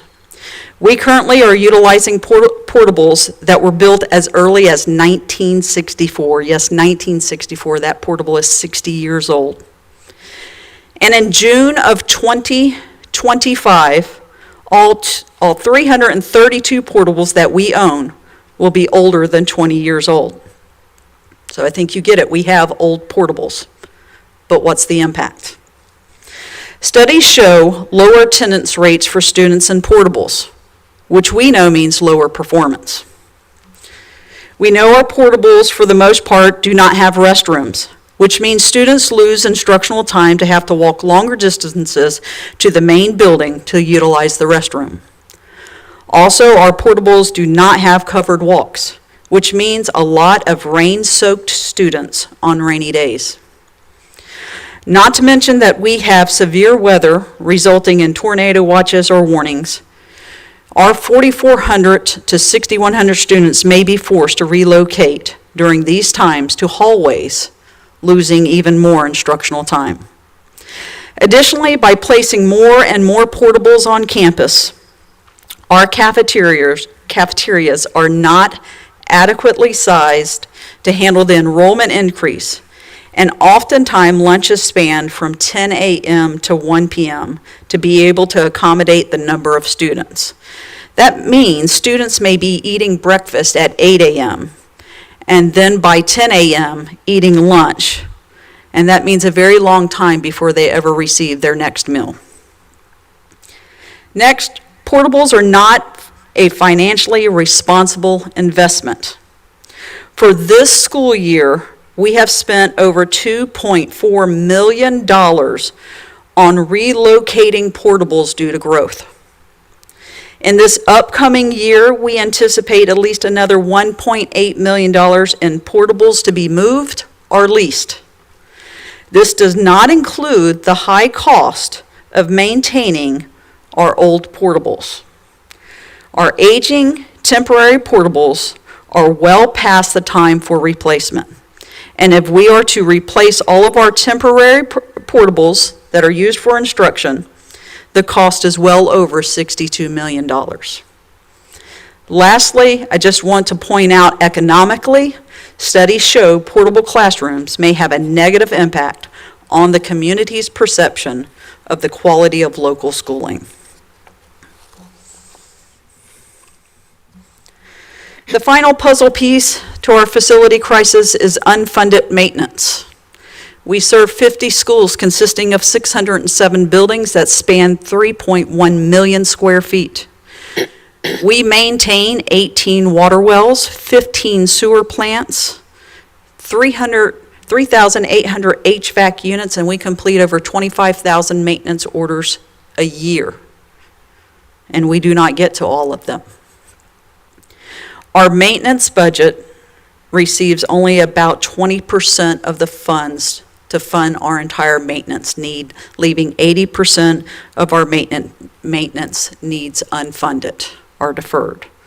We have deferred maintenance for decades, and we continue the cycle of deterioration of our school buildings because we are not fully funded to maintain our existing schools. Studies indicate that every $1 of preventive maintenance that is deferred will result in $4 of expenditures to ultimately repair or replace those building systems. Beyond high costly repairs and renovations that have been deferred for years, we are now at a point that we must consider replacing our aging school buildings. This slide might be shocking. It hasn't really been brought forward publicly. We've talked about it in our 5-year plans. These have all been unfunded for so many years that we now have to consider replacing of schools. We are already replacing and agreed to replace the Lake Weir Middle School that was built in 1954 because the maintenance on that school is beyond the cost and it makes more sense to replace. We anticipate that school opening in 2027. We will try to expedite that as well. And again, that is being utilizing the certificate of participation. We also recently had discussions about the Osceola Middle School's gym that we had to close down for structural reasons. That is in the process of also being replaced, and that also has anticipated funding of the certificate of participation. The rest you see on this slide are considerations, not bringing them forward for recommendations, but we have to start seriously having these conversations. We know that Anthony, built in 1936, and Spar Elementary, built in 1964, have significant maintenance issues and need to be replaced, and possibly need to, when we do that, consider replacing it as one school on one location. You also have to look and consider Bellevue Elementary School, built in 1963, followed by Fort King Middle in 1962. We also have numerous portables at Maplewood Elementary School and Ward Highlands that are in need of significant replacement, so we need to look and consider the replacement of those wings. Also, Denellen High School, which was built in 1983. If you recall, Bellevue High School was built for less than $6 million, and it was temporary. We were well past the time to replace Denellen High School, and when we do that, we have to consider the old Denellen Middle School built in 1948. Bellevue Santos, 1955, Stanton Weirsdale, 1955, East Marion, 1974. If you recall, East Marion was built at the time that we had open classrooms, so we have classrooms there that don't even have doors. We also have significant maintenance issues forecasted out with North Marion High School in 1963, Waimea Park in 49, Howard Middle School in 54, Oak Crest 52, Pheasant Elementary School 1936, Osceola Middle School in 1925. So again, the purpose of this slide is just to illustrate what we need to consider and the significant puzzle piece. We talk about growth, we've talked about maintenance, but we have to talk about the replacement of our schools. We also have the need outside of our schools and our ancillary buildings. As you know, we are replacing our technology data center because all of our fiber and networking goes into the old district office, and the only way to prepare the old district office for possible sell and generating funds, if that's the board's direction, is we must relocate all the fiber optics in that department, and we are doing so right next to the warehouse out in the Phoenix Center. We know that the district office is spread across this campus and many more, and we know that we need a district office for the function of this district, but we also know that that falls behind what our needs are for our students, but I do want to keep that in mind.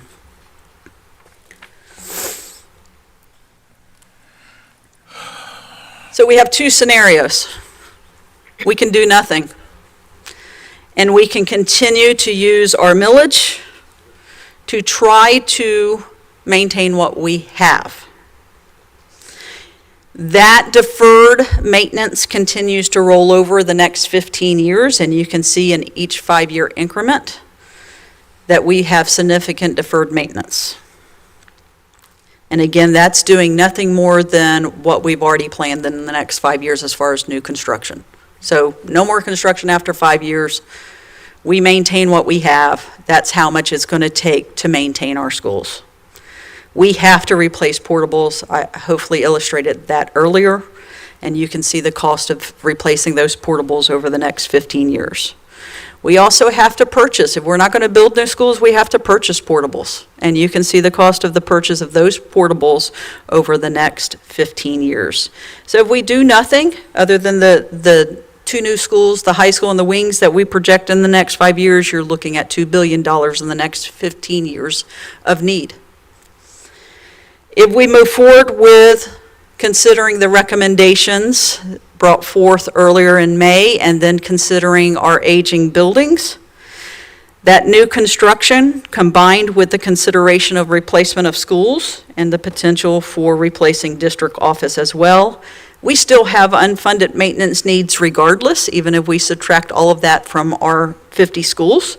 And that total's estimate is $1.8 billion. So do nothing, 2 billion. Do something, 1.8, with newer, more efficient school buildings, which has a direct impact on student performance and teacher performance. Again, these are very conservative. As you can see, I did not forecast out unfunded maintenance for the 10th and 15th year out, but that is where we are.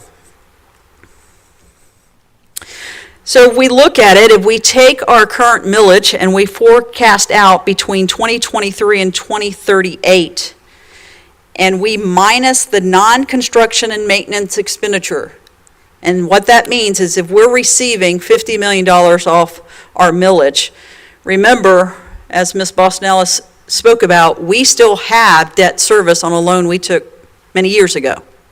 So we're still paying for that out of our capital outlay.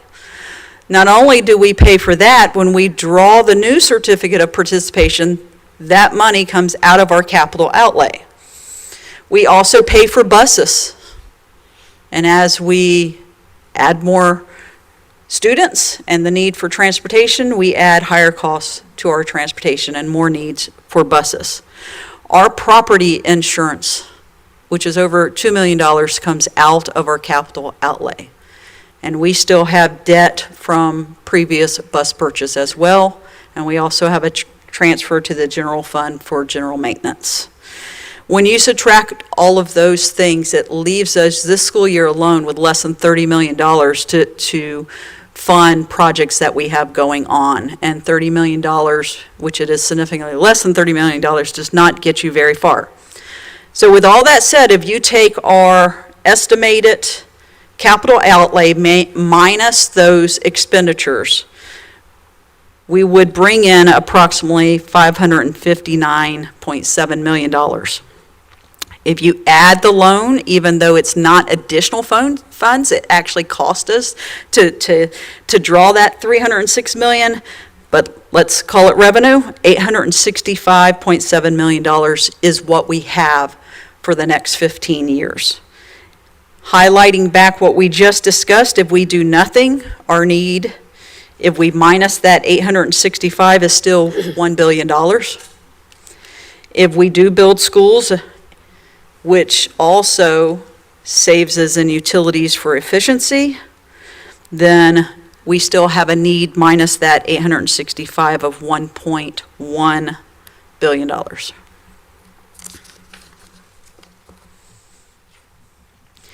In 2014, the Deferred Maintenance Task Force report was released by the Council of the Great City Schools. This council consisted of 67 of the nation's largest public school systems, of which 6 were from Florida. To quote, "Simply put, the report describes how school districts financially squeezed over long periods of time made economic decisions that reduced the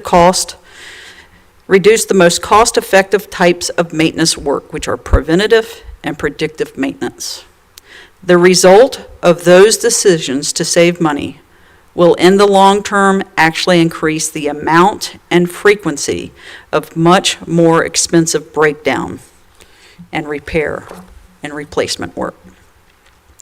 MCPS is not part of the Council of the Great City Schools, but we are a community of great schools. And I get a little personal here. So in my 30 years, so I might not be the most senior, but I do have senior in my title. In my 30 years, I learned as a teacher, if I wanted what was best for my students, I had to provide them a classroom that was positive, that was healthy, and was safe. And if you look at our teachers and how much they spend out of their pockets to bring in their personal lamps and decorate their classrooms to make their institutional-looking rooms look somewhat homey, that is dedication, but it is what we fundamentally need for our students. As I became a principal, I saw the same thing for my teachers. Just as a teacher, I needed to provide that for my students. As a principal, our principals must provide that for their teachers so the teachers can perform. And now as a district leader, it's our responsibility to provide our schools, our teachers, and our students those same things. We must find a way to fund this. It's not going away, and it's our duties to solve it. With all of that said, I thank you for your time, and I turn it over to Dr. Gullett for the following presentation piece. Thank you, Ms. Dobbins. Thank you, Ms. Boston Ellis, Ms. Debick, and entire team for all of the work, not just for today's presentation, but all the work that you, board, have seen in this timeline and this work that we've done.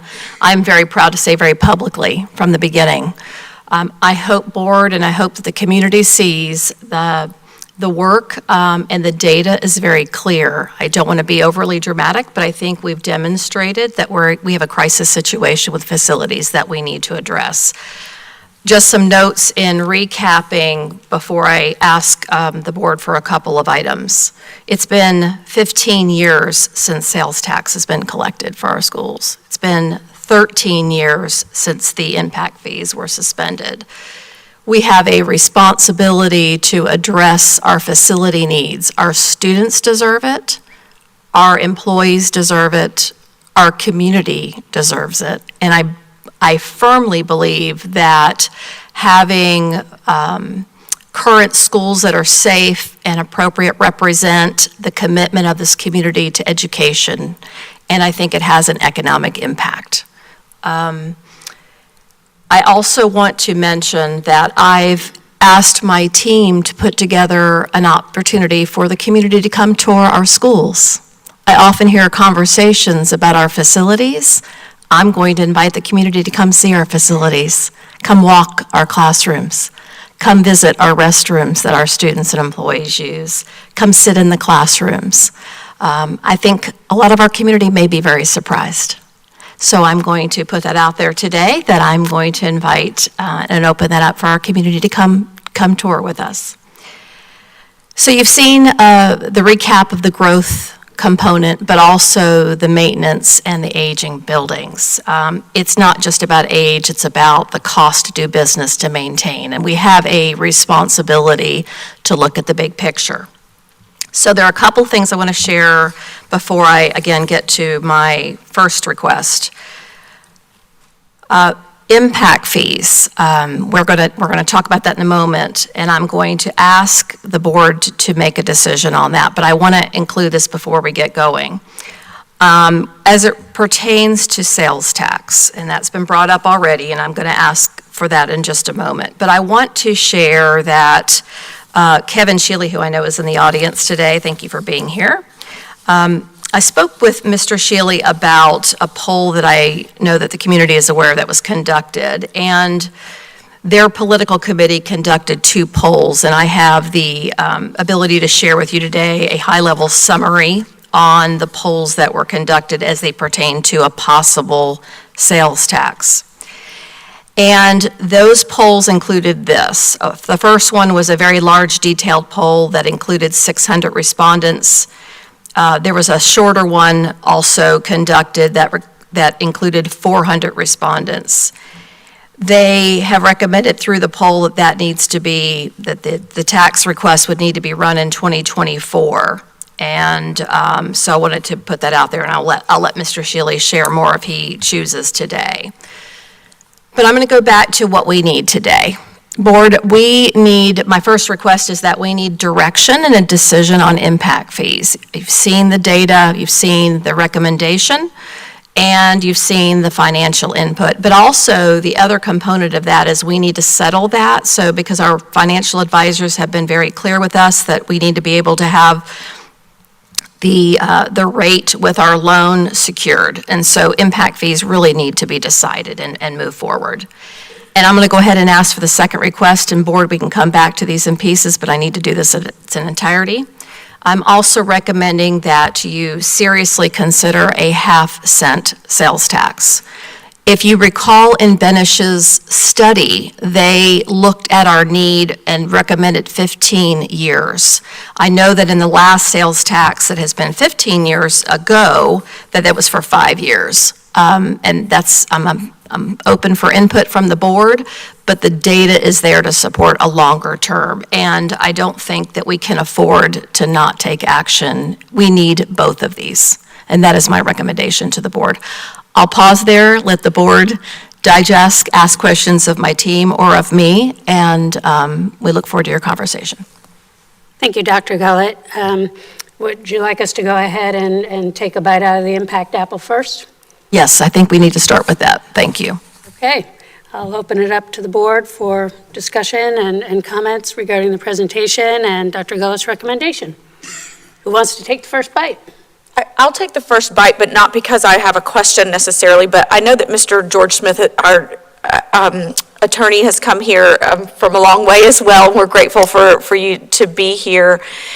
Is there a way for you or Ms. Boston-Ellis to speak a little bit more to the reason, I know Dr. Gullett just referenced, but speak a little bit more to why we need to settle this as soon as possible, and what continuing the delay on this resolution is causing us in essential interest fees? Thank you. Thank you, Dr. Campbell. I'm George Smith. I'm your bond counsel. As has been referenced already today, we've started the process of authorizing financing for several of these facilities. They're called certificates of participation. There's nothing magic about that. Just think of it as a loan. You repay principal and interest. To issue that loan is underwritten. I believe the board has selected Bank of America as your lead underwriter. Raymond James is involved, Jefferies is involved, and they will go and market that to their investors who would purchase the debt based on your credit worthiness. And of course, we'll go to S&P and other rating agencies to have that rated. I think the ultimate goal is to have those schools open by 2025. And obviously, we have the construction process. Mr. Springer just talked about how long those processes take. So to hit those 2025 opening dates, we need to proceed now, which is currently taking place. As part of that debt offering, we'll receive those ratings. The rating agencies will come in and review all of your financial operations. They'll review your actual operations, Dr. Gullett, and the rest of her staff. And they will put a letter rating. Many of us are familiar with those that might be A, AA, AAA, not likely AAA, but you know the ratings I'm speaking of. But they will look at your impact fees. They'll look at your sales tax or lack thereof. They'll look at how these are, and then one of the slides, I believe it was slide 15, talked about the importance that they try to make sure your debt's not more than 50% of those revenues. And so they'll look at that total package. They'll look at your deferred maintenance. And they'll say, we have all these deferred maintenance. The portables is eye-opening.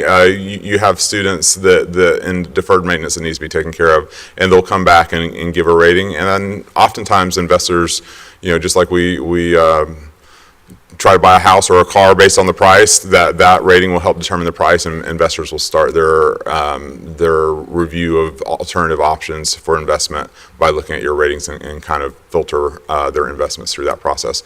So I think the rating is one thing that's really pushing you, and that slide 15, if you want to review that, will show that they're looking at those elements, and you saw what the cost of everything is, but I think that's kind of what's pushing you today. Dr. Gullett talking about sales tax in the future. They'll ask about that, but they'll definitely look at what's in place today.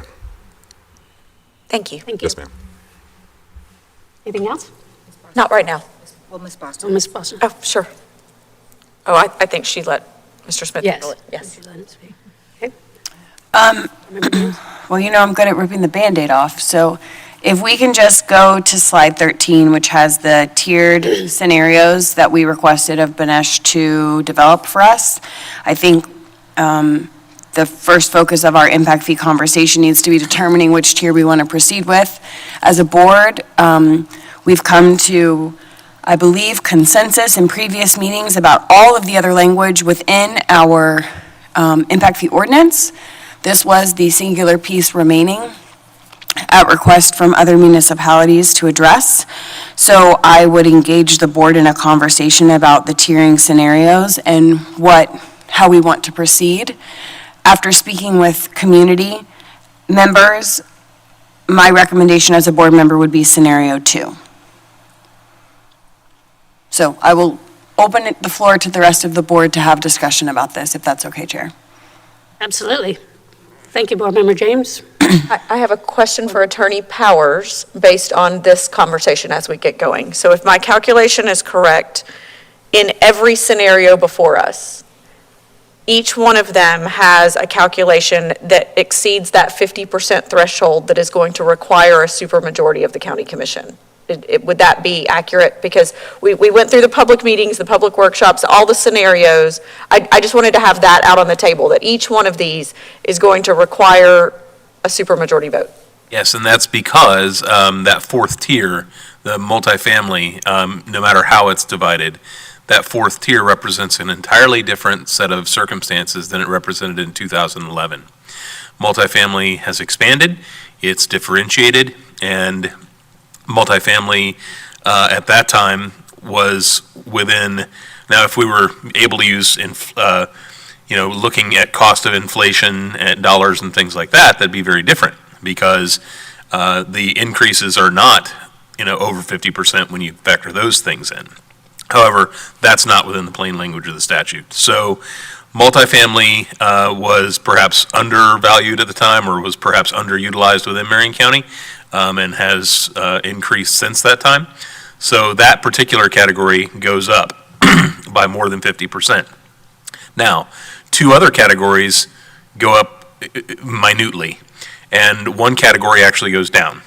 So, but the multifamily, that's the issue that causes the increase of more than 50%. Thank you. I just wanted that clarification out there because that will come to matter at some point. But I appreciate the recommendation, Dr. James. I can get on board with that. Thank you, Board Member Campbell. I'll go. Go ahead, Vice Chair Connor. As we saw earlier in the presentation, this has been a long conversation that we've had with the community, and I appreciate wholeheartedly community members that have reached out to share what would work best for them. And as a community partner, I too am in support of the second option, and I want to thank everybody for their work. It's been a long process, and we're making headway. Because the goal is to get the job done. That's what we're here for. Thank you, Vice Chair Conrad. Board Member Cummings, anything? Listen, I think I've already said where we need to go. There's no need to just keep talking. We just need to go ahead and get done with this. And so 2 is the option, so let's move forward. And to clarify, for scenario 2, what we're talking about is the one which includes multifamily apartment 1 to 700, multifamily apartment 701 to 900, and multifamily apartment greater than 900 as the apartment tiering scenarios, right? The other 3, the single family, the single family housing and the condo units, those are still differentiated. Okay. One more remark. I know that you don't have to share your thought. My request would be, because I think we have community members representing different interests between impact fees and sales tax, could we get community comment after impact fee conversation? You're reading my mind. Perfect. Thank you.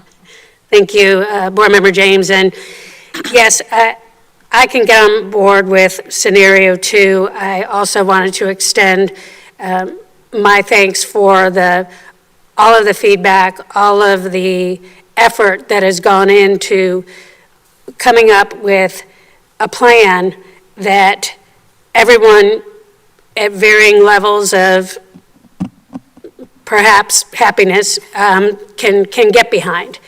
I think it's been made very clear, the need, and that we've been working on this for many months, trying to be very receptive and accommodating to any changes, to suggestions, to input, to experts.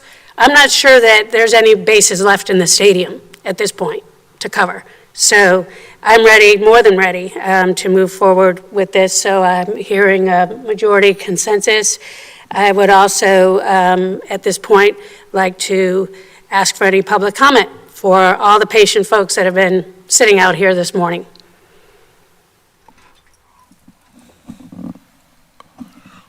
Don't all rush at one time. Okay, good, we have one taker. Yes. Good afternoon, everyone. Good afternoon. Good Please, afternoon. can you please state your name for the record, and you'll have 3 minutes to speak. Yes, sir. My name is Christopher Watt, and I am the Chief of Staff for the City of Ocala, and I'm here today to make a brief statement. The City of Ocala is in receipt of the additional analysis related to multifamily housing and the associated student generation data provided by Benesh on or about January 18th of 2024. Our City Council does not meet until February 6th, which prevents me from providing you with an official position this morning or this afternoon. But in an effort to assist you with your discussion at this work session, City staff has thoroughly considered the new material provided, and we are prepared to offer the following. While this new information, based entirely upon square footage of multifamily housing types, is more detailed than that which was previously provided, it does not offer specific student location data or an analysis which completely recognizes the development types occurring and likely to occur in our dynamic urban environment. City Manager Peter Lee raised this concern at the August 11th Joint County School Board meeting when he asked for the refinement of categories to consider all housing types. Further, the ordinance as proposed may have a chilling effect on the development of much-needed affordable and workforce housing. That being said, of the options provided by Benesh last week, we believe that the option containing 4 tiers within the multifamily housing type is the least detrimental to the city's ongoing and projected development types. From the outset of the discussion surrounding the reimposition of school impact fees, the City of Ocala has recognized and supported the importance of additional revenue streams to the Marion County School District's ability to adequately serve the needs of our children. Despite the insufficient data we have been provided, but in light of the extraordinary need articulated by our partners at the school district, in the event that the Marion County School Board and the Board of County Commissioners of Marion County, Florida, develop a school impact fee ordinance incorporating the housing type breakdowns which have been provided thus far, the City of Ocala is prepared to comply with its prior agreement to collect the school impact fees assessed by said ordinance. Thank you. So for the Thank you. board's edification, that would seem to be that what that third tier that he's speaking of, which contains 4, would essentially have nearly identical as to multifamily apartment 1 to 700, 701 to 900, 901 to 1200. There would be a slight difference, slight decrease, but then multifamily apartment greater than 1200 would go up to 5,525, and a previous collection that from the previous adoption of 2,166.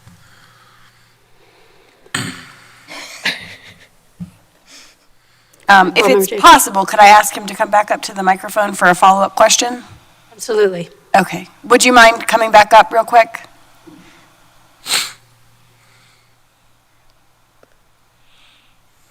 Dr. Deja, I'd be happy to answer any questions if I'm able, but you have to understand. I just want to the confirm your staff and- position. Yeah, go ahead. So to confirm, the City of Ocala is supportive of an impact fee for apartments greater than 1,200 square feet of $5,525.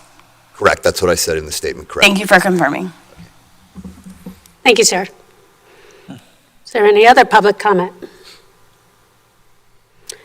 Any more discussion from the board based on the public comment?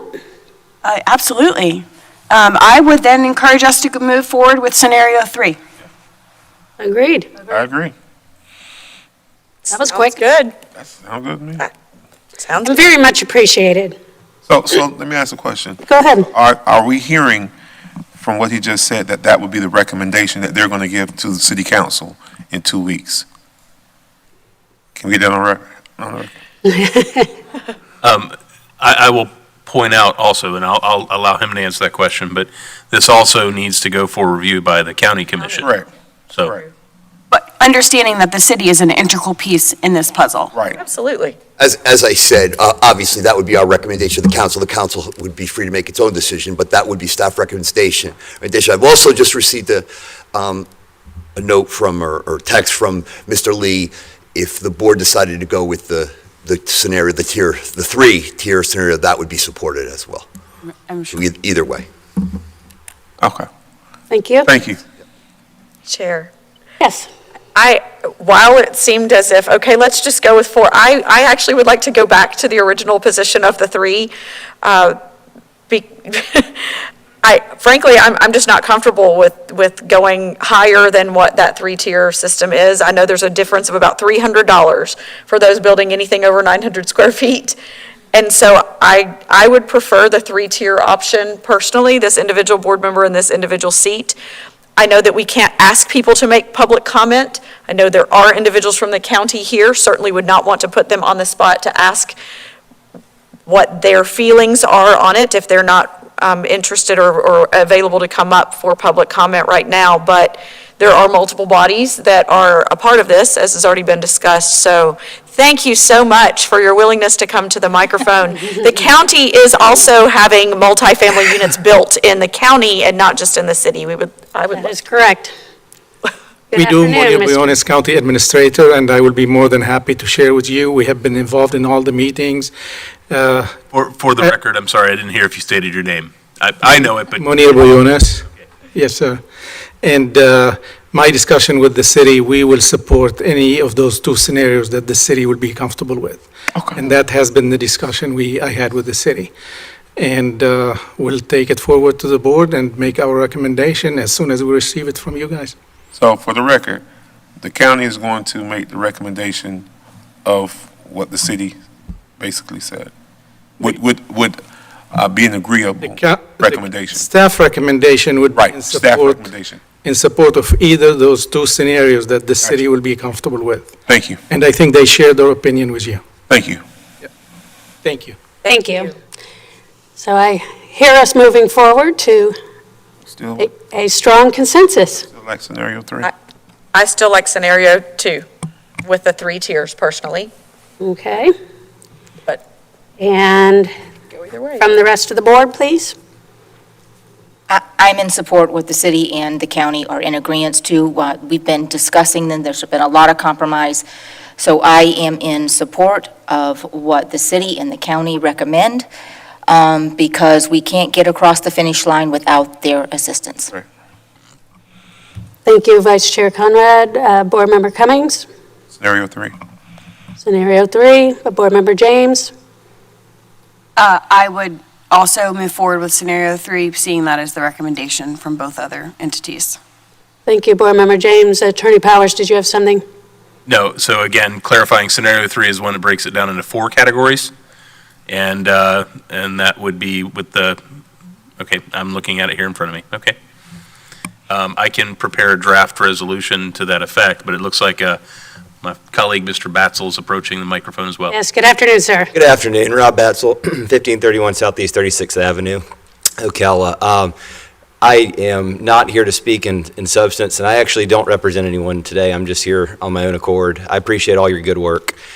I have a very, very minor comment, which is if we are choosing between these 2 alternatives, I am strictly concerned about ensuring that this thing is legally defensible to the extent possible. And I would suggest fewer subcategories within a section so that, well, I would assume, even though we don't have the data necessarily in front of us, that fewer subcategories means that those are larger samples and more statistically reliable than thinner slices. And so if choosing between 3 or 4 subsections, I would suggest 3. That's all. Thank you. I would have Thank a you, sir. tendency to concur, and I will indicate that We've reached out to Benish regarding the reliability of data because of sample size, and Benish had responded that to provide consistent information, they were using the same set of student addresses and property appraiser databases as they used for the initial calculations. That over time, they looked for any data source that might be more accurate, but over time, they did indicate that although the sample size is small for the remaining couple of categories, though since the student generation rate was lower, they're comfortable separating them, and that the district could track over time to see if this trend is changing, and in future updates, these can be rechecked and adjusted as well. So again, having fewer, I think, Mr. Batzel, I don't want to speak for you, but I think one of your points there is that that where there are fewer categories subdivided, that presents fewer opportunities for there to be anyone feel that they're treated unequally. However, obviously, the other side of that also is that somebody believes that they shouldn't be fit within that tier. Given the fact that they are closely linked, however, to the amounts, I mean, you're talking $800 difference on impact of new construction, even among those two at the upper tier, or a less than $600 reduction.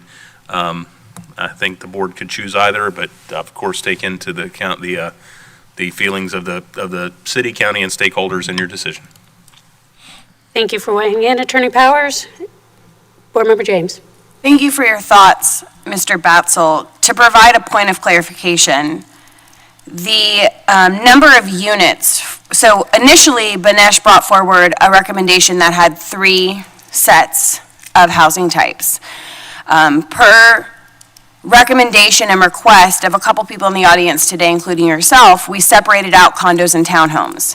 In separating out condos and townhomes, attached townhouses has a number of units of 1,773 and condominiums 2,060. When we look at separation, 0 to 700, which is representative in all of the scenarios, has 1,716 units. So that would presumably be less than condos or townhomes as previously separated.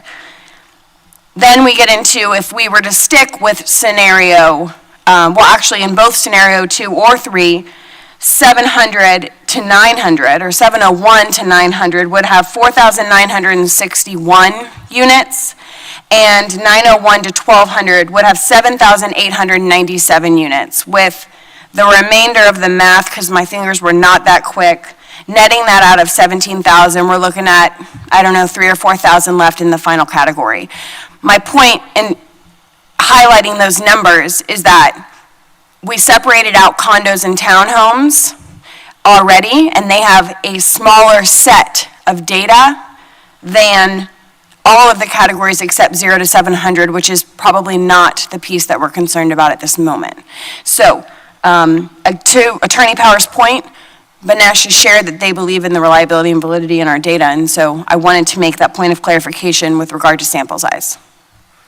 Thank you, Board Member James, and it is reassuring that not only does the school board have a strong tradition and history of using Banesh, as well as the city and the county. And so we're all very familiar with Banesh. We've all accepted their numbers in the past, and we've all been able to work together to move forward. And so I'm really happy to be at this point. Scenario 3. Yes, I can be agreeable to that, and I was running the numbers as well, Dr. James. So understanding that in the category of the more than 12,000 square feet, we're actually at 2,700 units or something. So if that's the purview of the other municipalities who have a voice here, then I can certainly get along with the additional tiered structure of 4 separate multifamily categories, apartment categories, because we still have the multifamily condo and multifamily townhome. So that actually means 6 different multifamily categories. I can get along with that. Thank you, Board Member Campbell. Are we there? I think we're there. I think we're kicking this horse to death. Let's There you go. That's impact fees. All right, Dr. Gullett. Thank you. Now we'll move on to the next apple, which is sales tax. I'm sorry, I just want to confirm next steps, if that's okay, with regard to impact fee. Sure. So we've confirmed the scenario we want to move forward with. The ordinance is drafted other than final steps. Ms. Debick had mentioned that Banesh would get the final recommendation from the board added, and my understanding, I believe, is that this is a votable item on the agenda for the February 13th board meeting. Is that correct? Yes, board members, I was just looking at 13th. We'll make sure that that's on there, and it needs to be, that's my request. Okay, I also reflect back to a previous meeting where we requested communication with the county commission to request the next steps for them, posting it on their agenda. Is staff available to share where we are with that process and requesting it be added to an agenda item for the county commission? I think the county and the city should, same request. Well, the cities would be after You the said- county. Okay, cities after. The county has to adopt first and then the city. And I thank you, Dr. James, for that, because I also recall us having a conversation that if we needed to have a special board meeting in advance, because we do have some work sessions coming up on the 1st or the 6th, or there are other dates coming up that we could essentially have at least on the 6th, we could have a special board meeting in the event that we get it done faster so that we can meet a better timeline for the county. Right, and I believe that it continues to be implied that the sense of urgency is very strong. As the board chair, I would encourage us to have any type of special board meeting that can be advertised in the way that it needs to be to continue to facilitate this forward. So I'm all about getting dates from our government entity in this project and continuing to move the ball down the field. Is there anyone who would like to share from our staff or otherwise regarding a timeline related to giving county commission notice for Or the county's specific timeline? Yes, I was going to say, to clarify, we will make the request, I'm quite certain, today. I don't know if the county can speak to what their timeline is. I know if they have the same type of requirements we do for advertising, and I don't know their schedule, but it looks like county administrator is coming forward to perhaps answer that. Thank you for coming back up, Monier. You're welcome. Thank you. Again, Monier Boyones, County Administrator. So we have 2 meetings in February, on the 6th and the 20th. We publish on the 14th for the February 20th meeting. And after the ordinance is looked at by legal, they need about 10 days for advertisement, I believe. Correct? That's after the board, maybe on February 20th, we can present to the board with a draft ordinance and request a public hearing, which would be late February, early March. Thank you, and Attorney If all the Powers. pieces fall in place at the right time. Thank you. And Attorney Powers, I'm going to use one of your statements, as soon as practicable.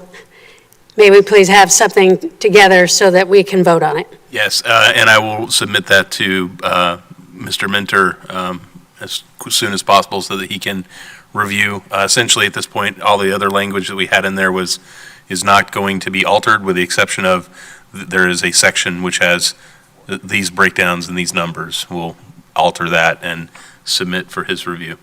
Does that still give us enough time to, We can't hear you. does that still put us in the right time frame for ballot?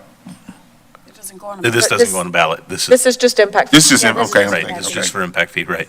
You're jumping ahead. I'm ready to go. I know. That's why you got a blank stare for a minute. I had to make sure I was. Yeah. Okay.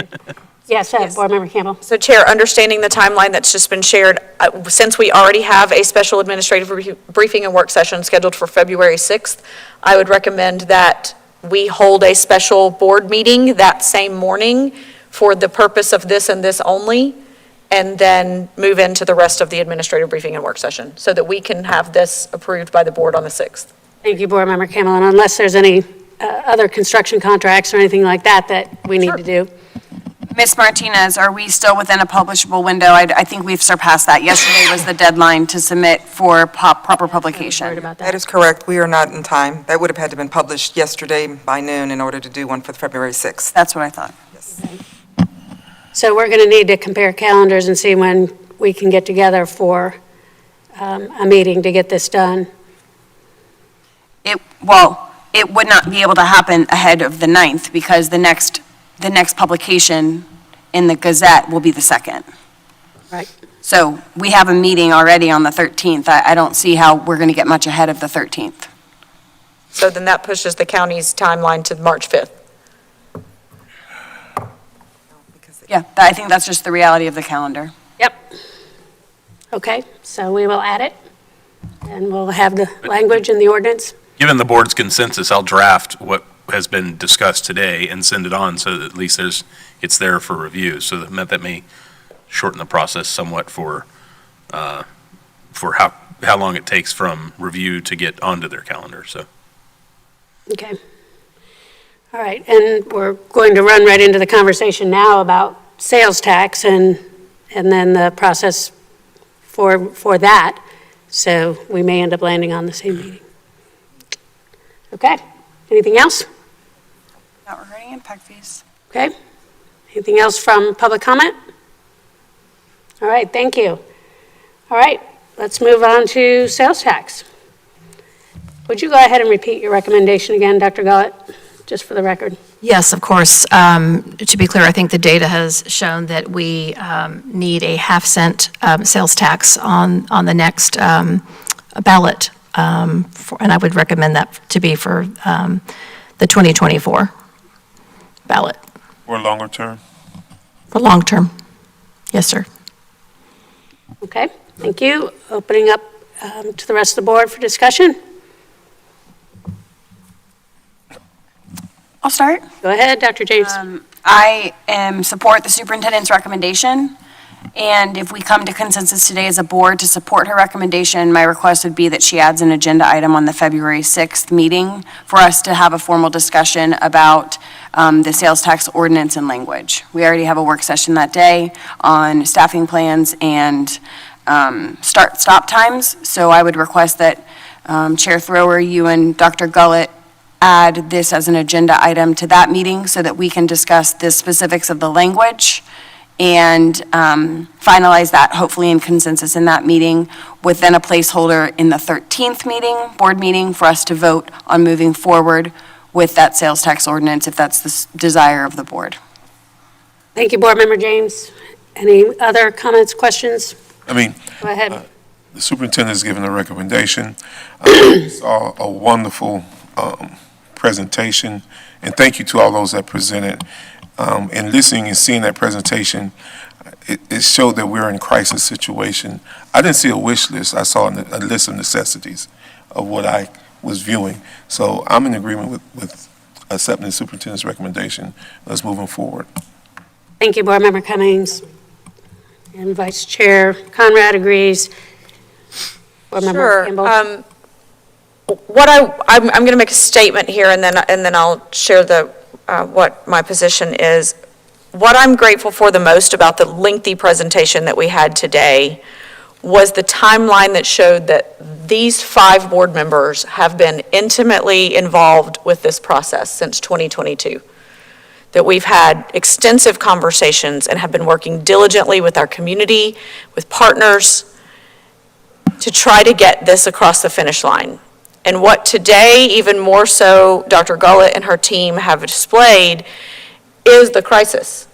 And I think that we've been trying to tell the story along the way, but we showed a real crisis today.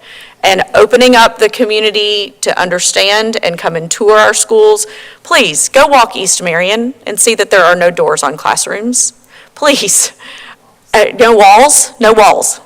Please go and tour some of our portable village at Maplewood Elementary. Please come tour these things and see where our students have been educated for a really long time in this district. So what I saw today is that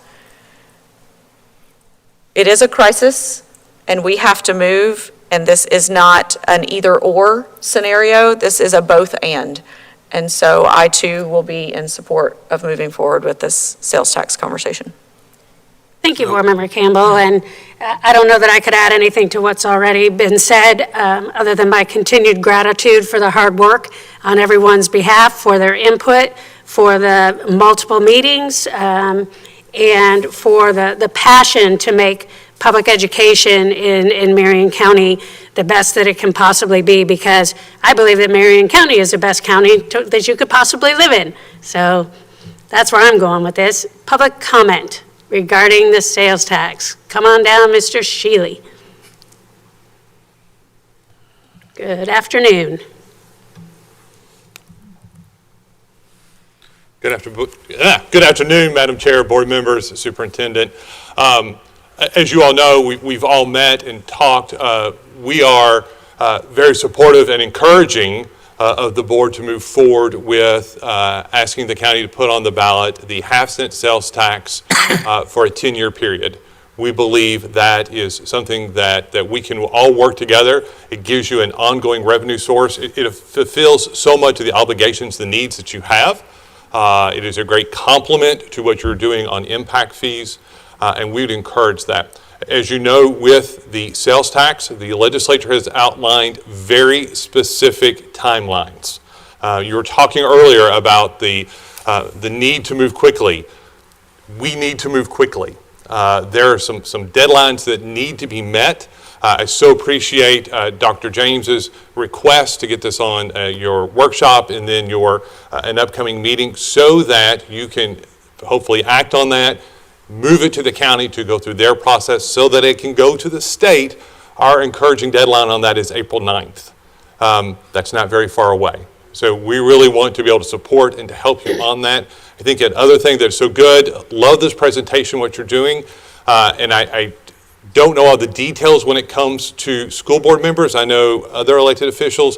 Once you all pass that, you're going to be very limited on what you can talk about when it comes to sales tax. The legislature has put some very distinct limits on that.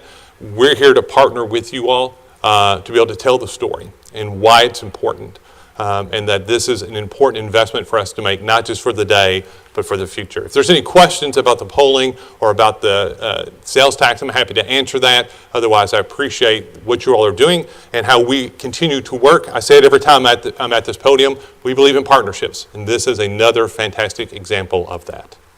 Thank you. Thank you, Mr. Shealy.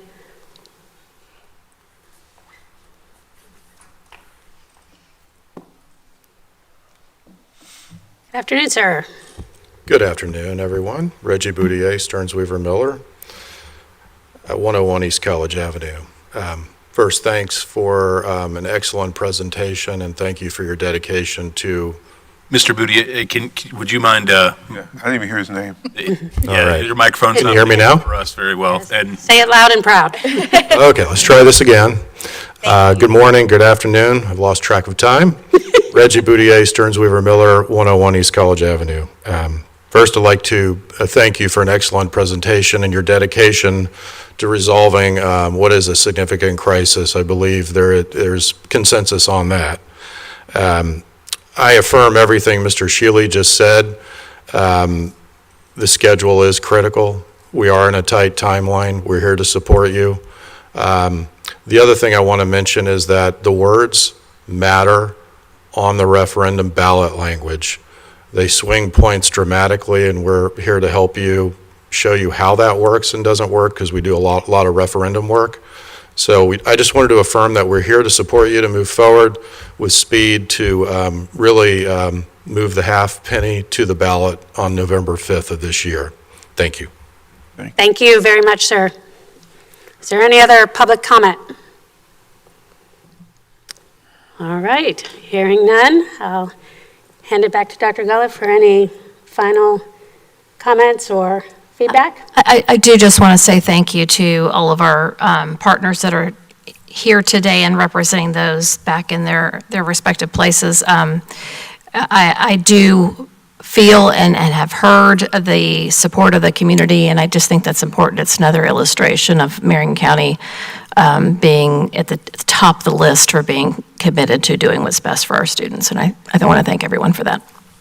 Thank you, and I certainly echo that as the chair. You know, we sometimes have to mix it up a little bit to get to the best decision, and so I'm feeling really comfortable and really appreciative of the continued support, including the offer for assistance on the ballot language and whatever else needs attention as we continue to move forward through this process. We know our public schools are just that. They are for all of us, and we're seeing that right out here in the audience. You know, the public is here and providing really valuable feedback and incredibly appreciated support. So it's been a journey, but it's been mostly really enjoyable. So thank you for that. And we do have one more agenda item, but I would suggest that we go ahead and take a break. And then we will come back together in, let's say 20 minutes. So we will recess at 12:53 p.m. Thank you. 20 minutes, that's fast.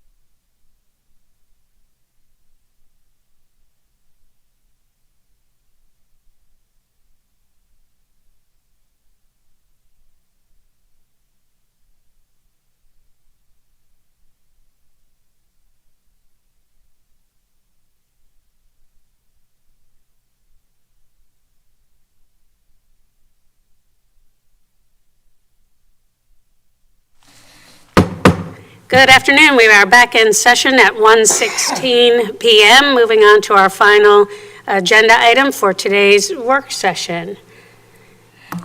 Dr. Gullett, did you want to share, or do you want me to go ahead and take this one? You can go ahead, thank you. Okay. This agenda item is the board clerk reporting structure. And I would like to just open this by sharing that from my perspective, we're here to discuss the workability of the position, not the person. And furthermore, having been with the district for a very long time and seen different structures and models in place for this position, I'm going to come right out of the gate strong and share that from my observations across many years, the communication and the directness of that communication between the superintendent and the school board via the board clerk, from my observations, has been at its best and highest when the board clerk reports directly to the superintendent and works very closely with the superintendent's support staff. So that's my opening. I'm happy to begin to get everyone else's input and their feedback on this position structure. Okay, I'll Go ahead, Vice go Chair. next.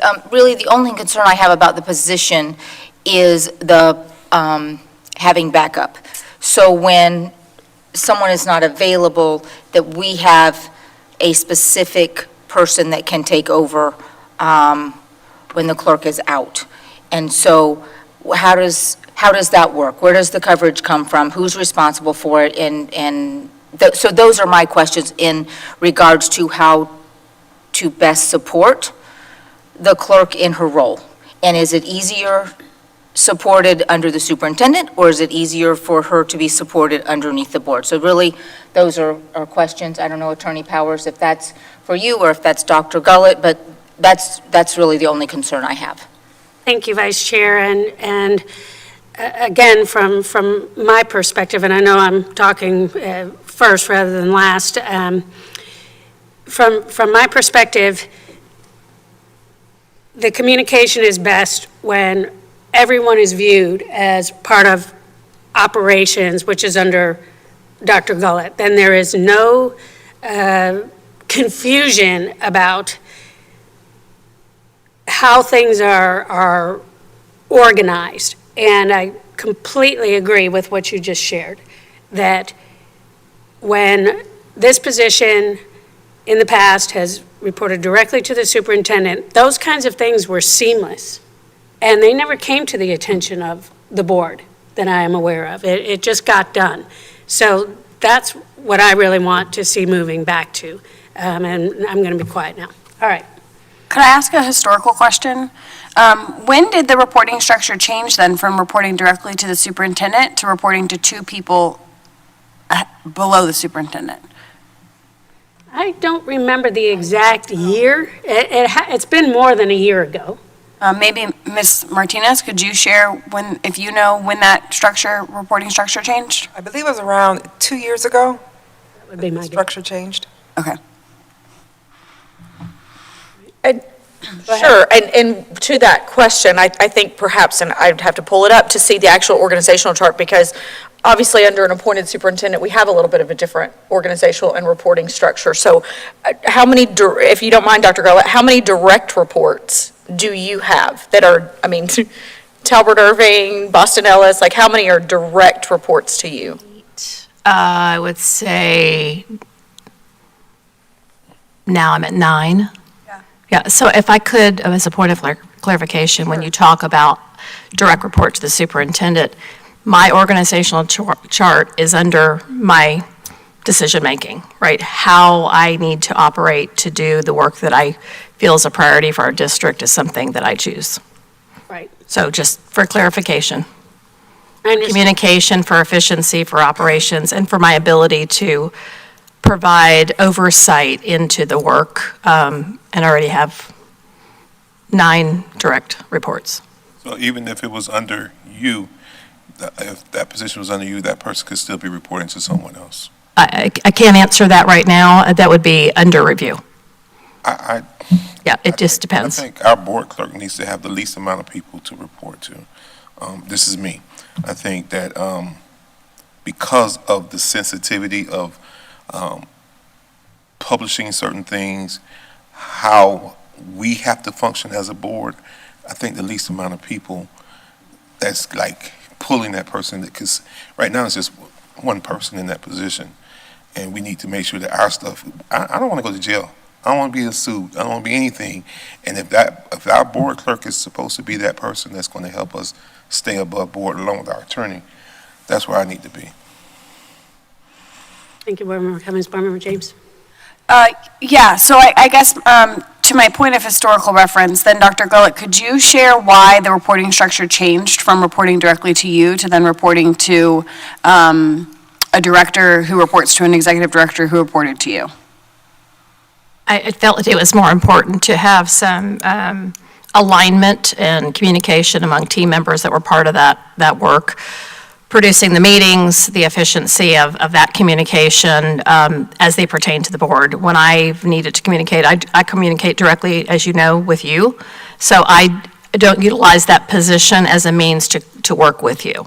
That serves a different role and a purpose, I believe, from my understanding of current structure as opposed to what was here previously under an elected superintendent. So I have an assistant, and so I work directly with the board. That position serves as a different type of role, supporting the work, publishing information, those kinds of things, actually a lot of support with and through the legal department as it pertains to requirements or publications and things like that. So that's not something that I can directly supervise day to day, to be honest. I need to be in schools, I need to be supporting the work academically of our team, facilities of our team, operations of our team. And I don't think that is necessary as a superintendent to directly supervise that. If I'm supervising that piece, I'm in the weeds on things that can be done elsewhere. In a lot of other districts, there's some districts that do have it that way, and they may have one person that splits duties, but because I've come in under a structure where they were joined, supporting elected, it's different here. But in a lot of places, that person might support, under the legal department or under facilities or in another place. So it's just, I don't think it's the best use of my time, getting in the weeds on that. So thank you for that point of clarification, and I would agree with you. And I think that within our organization, the people who have the least going on, when I look across our executive cabinet, directors and above, and I include us in that conversation, I would say we have the most time of anyone else, of anyone that's on your staff, Dr. Gullett. I would say no matter how productive I make myself as a board member, I'm still less busy than anyone in your organization on your side of the table. And so to the point that was just made, that's why I think that the way we have it is just fine. The chair is responsible for supervision and primary communication, and the structure as it exists creates opportunity for that, so. Thank you, Board Member James. Board Member Campbell had something. Thank you. So first of all, let's get to where we started with this conversation. So I believe I'm the one that actually recommended we make a work session item out of it because of the recommendations that came from the Florida School Board Association. We all know that they had an attorney's opinion based on this structure because we are unique. Marion County has done something different than everyone else. So that's why I believe I requested for this conversation to occur. The position I want to speak from now is the most recent chair. So I understand that it looks as if in a reporting structure under the superintendent that there would be some layers between the board clerk and the superintendent and or whatever. It would alleviate the scenario that Ms. Conrad has, or board member, vice chair, all the titles.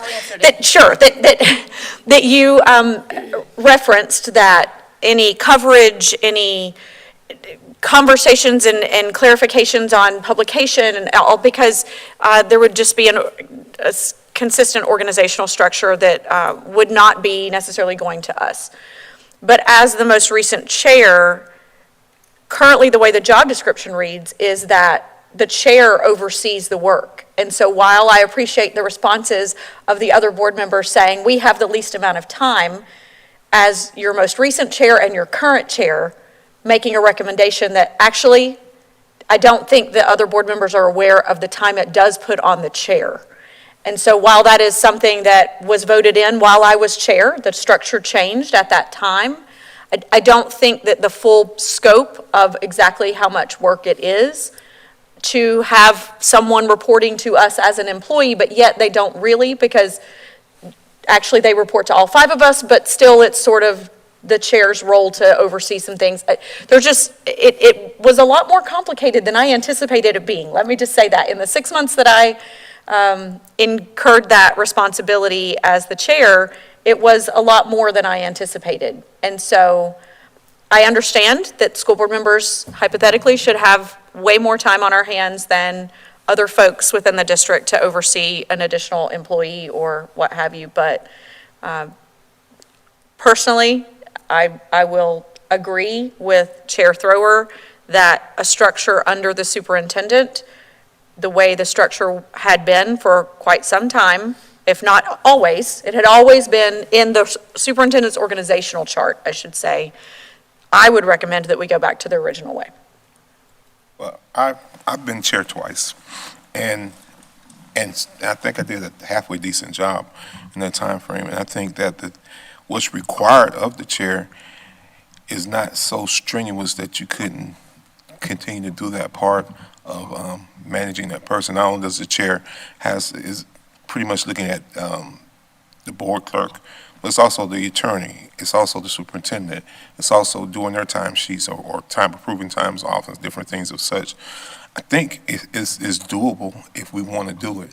We can find a way to not do something if we don't want to do it. I just think that the least amount of people, chains of commands, especially when you're dealing with a high-profile board like such as us, that person needs to be able to have clear direction and not 3 or 4 different layers. Hearing the superintendent pretty much was saying, hey, they may not be reporting directly to me. It may be several people under me, and her time is better suited doing the things that she's doing, being in the schools and going to do those things. So I think we can do it. I think we have done it. I think there are other counties in the state that do it, that have it that way, that report to the board. So I think there's one. Miami Dade. There are a few. They're non-FSBA counties. Correct. Sure. Oh, sure. So And Miami-Dade has 9 board members, so, yeah. there is statutory authorization to do it either way if we chose to, because of the fact that under administrative code, this is what was ignored by the FSBA's looking into it. 6A-1.012, which is what I drew heavily on when I was creating the contract, allows for contracting of services when it comes to certain administrative or legal functions or nursing functions and things like that, without bid and to be directly supervised by the board. Typically, though, in nearly all cases, we can at least agree, there are 2 employees of the board, and everyone else reports to one of those 2 employees. Actually, many thousands of them report to one employee, and a couple report to me. So, that's typically the structure. But again, typical doesn't mean that has to always be the case. So now the board clerk role is one that requires some specific.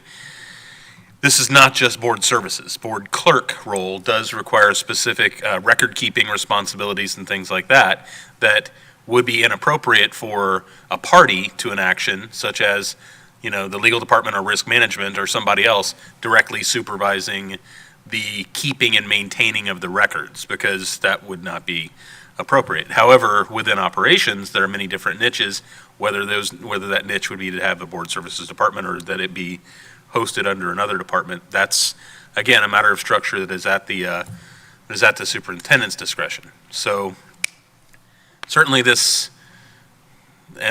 was asked to at the time we initially did this, find the way to yes and find the way to no, and is there anything that stops? And so we can. It doesn't appear to be advisable by other counties. It doesn't appear to be advisable by and large, but that's certainly something that this board does not have to do just because of conformity with other boards. And thank you for that, Attorney Powers, because again, you and I worked quite a bit on this specifically as the board moved forward with this. One of the things you just referenced was the statute that you used extensively in working on the contract, yet there isn't a contract. So this board chose not to go in that direction. So yeah, you absolutely use that. We had that, but there isn't any language actually in that. All we have is the job description. Right, and so we're operating on a job description for something that is a contractual service, but it is, the job description, the way that it's treated broadly with, even with non-contracted employees, is that there is an entitlement to that position such that even though Florida is a right-to-work state and everything else, there is an accrued entitlement to the position unless we wouldn't have to do a contract non-renewal in any position for just say random administrator or teacher. There are different ways to handle those items. So yes, I would feel much more comfortable, and that's why I developed the contract, much more comfortable with a contracted employee filling those sort of roles as opposed to someone that just has a job description and not a contract. But then the question is, does the board want another contracted employee when we solely have two responsibilities for, contracted services that are required by statute, and those are as to instructional personnel and administrators. So all the rest would be independent contractors. And certainly you wouldn't want a board services clerk in charge of maintaining the records to be an independent service contractor. Well, I shouldn't say certainly. Certainly some agencies also choose to farm out their public records requests to an agency to do it that way. That has a lot of potential risk and a lack of oversight, but that's. So I guess where I'm coming back to is that there are ways that we certainly have exercised the option that we have. It would be more comfortable to have that as a contracted service to be more justifiable.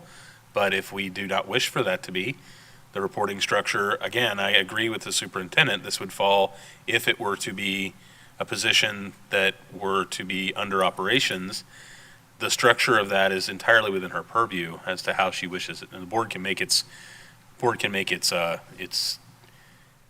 opinions known, but that's within her purview. Thank you. Madam Chair, may I add on to that? Thank you, Attorney Powers. And the reason why I say that's important, again, because this rule has changed. I believe, from my understanding of how it was before, I don't believe, and you can give me feedback to the contrary, board, I don't need a liaison to the board. So I heard the word liaison mentioned a few times, and I am not looking, and nor do I think it's the practice that I want to have in relationship with working with all of you.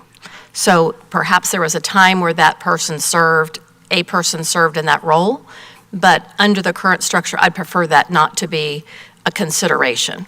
I work directly with all of you. You know I'm available all the time, and I think we are in constant communication. And so the position, I think, has changed quite a bit, and I know it has in my tenure, and I think from prior superintendent roles. So just think that's an important factor here. Right. And when I shared from the beginning that having a closer association, with you and your team, that was from me thinking about the benefit for all of us, of that. And right now, I feel like we're floating in a no man's land and keeping the position in mind and not the person for future employees. I just think that it's squishy and not very well defined. And then there's the matter of how evaluations will be conducted. Your evaluation is very public, Dr. Gullett. Attorney Powers, we evaluate you, and I guess according to my understanding, we would be evaluating this position before June, or am I wrong? And we would have to do it publicly. Well, and so if we're going to continue along this line, Why would we have to do it publicly? Because, That's only if we give them a contract. well, not necessarily. In order But to we evaluate can't- each wait, board hold member, on, Attorney Powers, go ahead, and then you.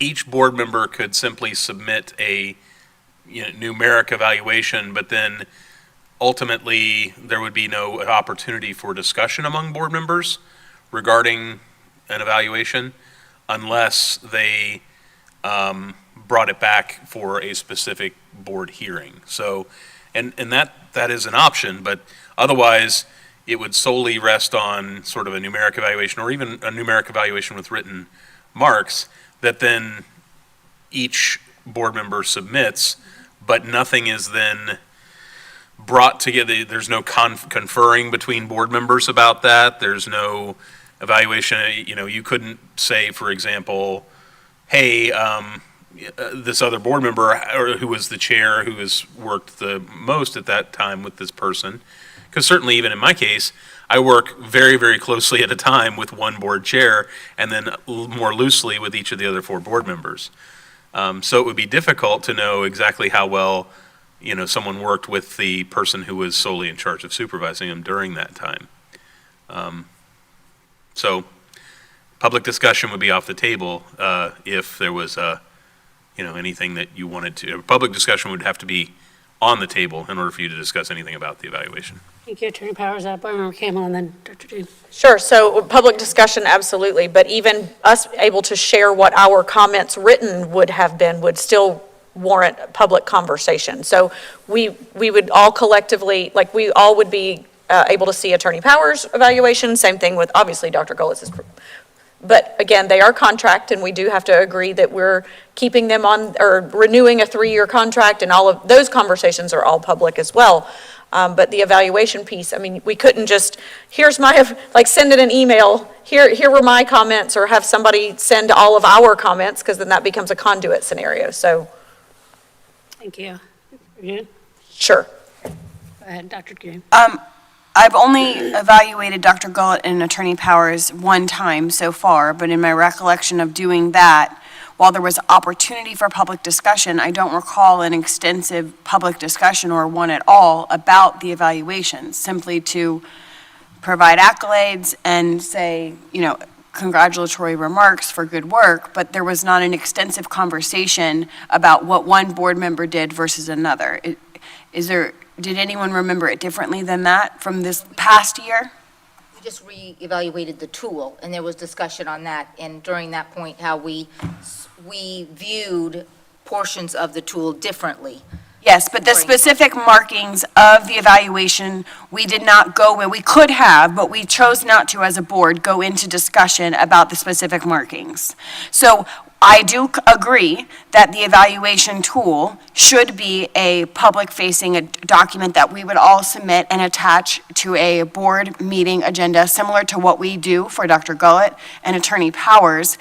I don't know why that tool needs to change from the tool that has existed for this specific position for years and years and years that Dr. Gullett uses for other people in clerical roles throughout Marion County Public Schools. I don't know why that tool would not be an effective tool to continue to use. And it would be attached to a board meeting and approved. I don't see why that would be an issue, personally. Understood. Attorney Powers, to your knowledge, in the rare situations that the setup is like this, is the person that's is that position a contracted position? Yes. Okay. And this, again, is where To my knowledge, in the few cases that I know of, contract positions, because I drew on those contracts to create hours. right. So say we were going to hire someone for this position, under the structure that it is now. I would very much want a contract, very much, because that person is new to the position, and we want, if we're going to do this, we should be doing all of it. But in this particular scenario, this position has been filled for a while and by a long-term employee. So that brings other considerations, because I don't disagree that the performance evaluation that this person came into the position knowing that they were going to have shouldn't change. And if that's the case, then in the spirit of also, really, we hear about this over and over again in our district, communication. I don't want there to be any confusion about, well, who reports to who and how that makes a difference in how people communicate. To me, it just seemed much more workable and much more understandable when everyone that supported operations was on that side of the house, and then the unique position of the board clerk also supported us in very close communication with Dr. Gullett's staff. So that's what I'm about. I'm about the communication. I'm about making sure that the position is, whatever model it's in, is done completely and properly and appropriately, and also making sure that the person that is in that position is protected, because I think there's great risk, depending on the makeup of the board, and that is the community's decision, not ours. And it could change in November. So hopefully it won't. To your point, Chair Thrower,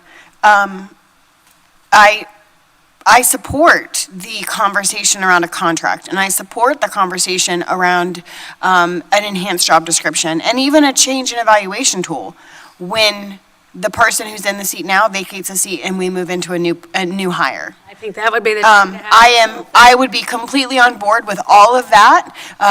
This district historically, for as long as I can remember, and I'm sure if we asked some of those individuals today who had much more senior experience in this district, we tend to work with the word attrition as part of our language. And so we keep things the same until the position and the person in the position changes, especially if there's not anything incredibly wrong going on.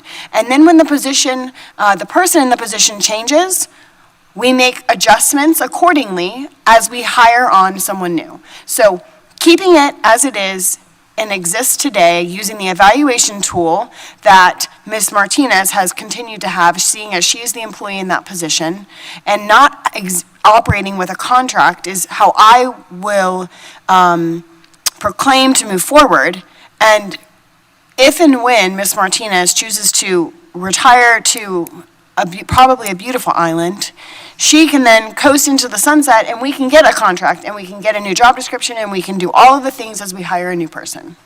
And I agree with everything you just said except for the timing, and I vehemently disagree with that, because I don't like to do things halfway.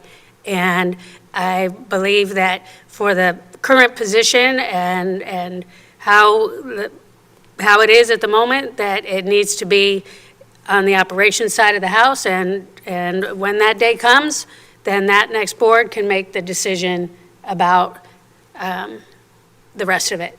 And take all the right steps, all the appropriate steps, so that the district is protected, so that person is protected, and that's all I have. And I'm going to continue to agree with Chair Thrower, and for the very reasons of what she just said, not doing something halfway. So it was this board, the five of us, that chose to make this reporting structure the way that it is. And if we leave it to a future board to have to deal with all the things that we just outlined, in my opinion, that's not leaving a legacy of success. So I know that's part of our commitment statement we say all the time, but that's part of the reason why we had an updated job description. We did have a contract that came before this board when we decided to go in this direction. And we didn't have an evaluation tool, but that is coming as something that we needed to talk about if in fact there were things, because the job description did change. And so I haven't seen what I've never needed to take a look at what Dr. Gullett's clerical evaluation tool looks like. I have no idea what that says. I have no idea if that aligns with the job description that this board approved for the person that reports to the board now. And so I'm just going to continue to agree with Chair Thrower that if we don't go all the way and have all the steps completed, then it will lie on yet another board chair to be responsible for that. And last year as board chair, this last thing I'm gonna say about that, it was a heavy year having to approve a new contract for the superintendent, approve a new contract for the attorney, approve a new evaluation tool for the superintendent. And those were just because of the year that it happened to be. It was after the 3 years of, and so if we just happen to have to go through the same scenario with yet another employee at the same time, it's just a heavy year. And so I wouldn't want to leave that on, and you can shake your head, Reverend Cummings, if you want. You weren't chair last year. And I know that you have been. I understand that you were. I was the chair. You were chair when it all got started. I understand that, sir. You were chair when it all got started, but you didn't have a third employee. You did not have a third employee that reported only to you. And so I understand, and I appreciate the hard work that you put in as chair to ensure we have the superintendent and the attorney that we have now. But this was the first time we've gone through a renewal of that, and I happen to be serving as chair. That's all I'm saying. I was the chair when we had to replace a superintendent, get a superintendent, replace an attorney, get a new attorney, and COVID and a whole lot of other things. That's part of being the chair. The chair has more responsibility. I don't think that's a reason to say that we don't want to do this. That's the chair's responsibility. If you don't want to be the chair, don't be the chair. Because you know, anybody that takes that seat as the chair knows that there's a greater responsibility than any other board member that's sitting up here. Absolutely. So that, to me, that's not a valid excuse. That's not a valid reason. Okay, but it still goes back to the point that I was making on Chair Thrower's statement. Don't do it halfway. Don't leave it to a future board to fix something that we've started. That's all I'm going to say. All right. Is there any other comments? Well, my question hasn't been addressed at all. And so for me, what is important to me is the working and the fluidity of the board. And that has been a concern, and I know we're not talking about Elena, we're talking about the position, but it is a concern that's been of hers, and it would be a concern of mine if I was in her position. When she is not here and she is not available, how are we going to manage that? And that's what I would like an answer on before I move forward saying how I feel about something, because, I mean, I think any of us would want that. Thank you. Thank you, Vice Chair. And you raise a great point, because if the person in this position is going to be out, is it up to the chair to find the replacement, for that day? Or who's going to be covering the meeting? All of those things. And again, the communication has been a huge issue in this district. It's the one thing we talk the most about.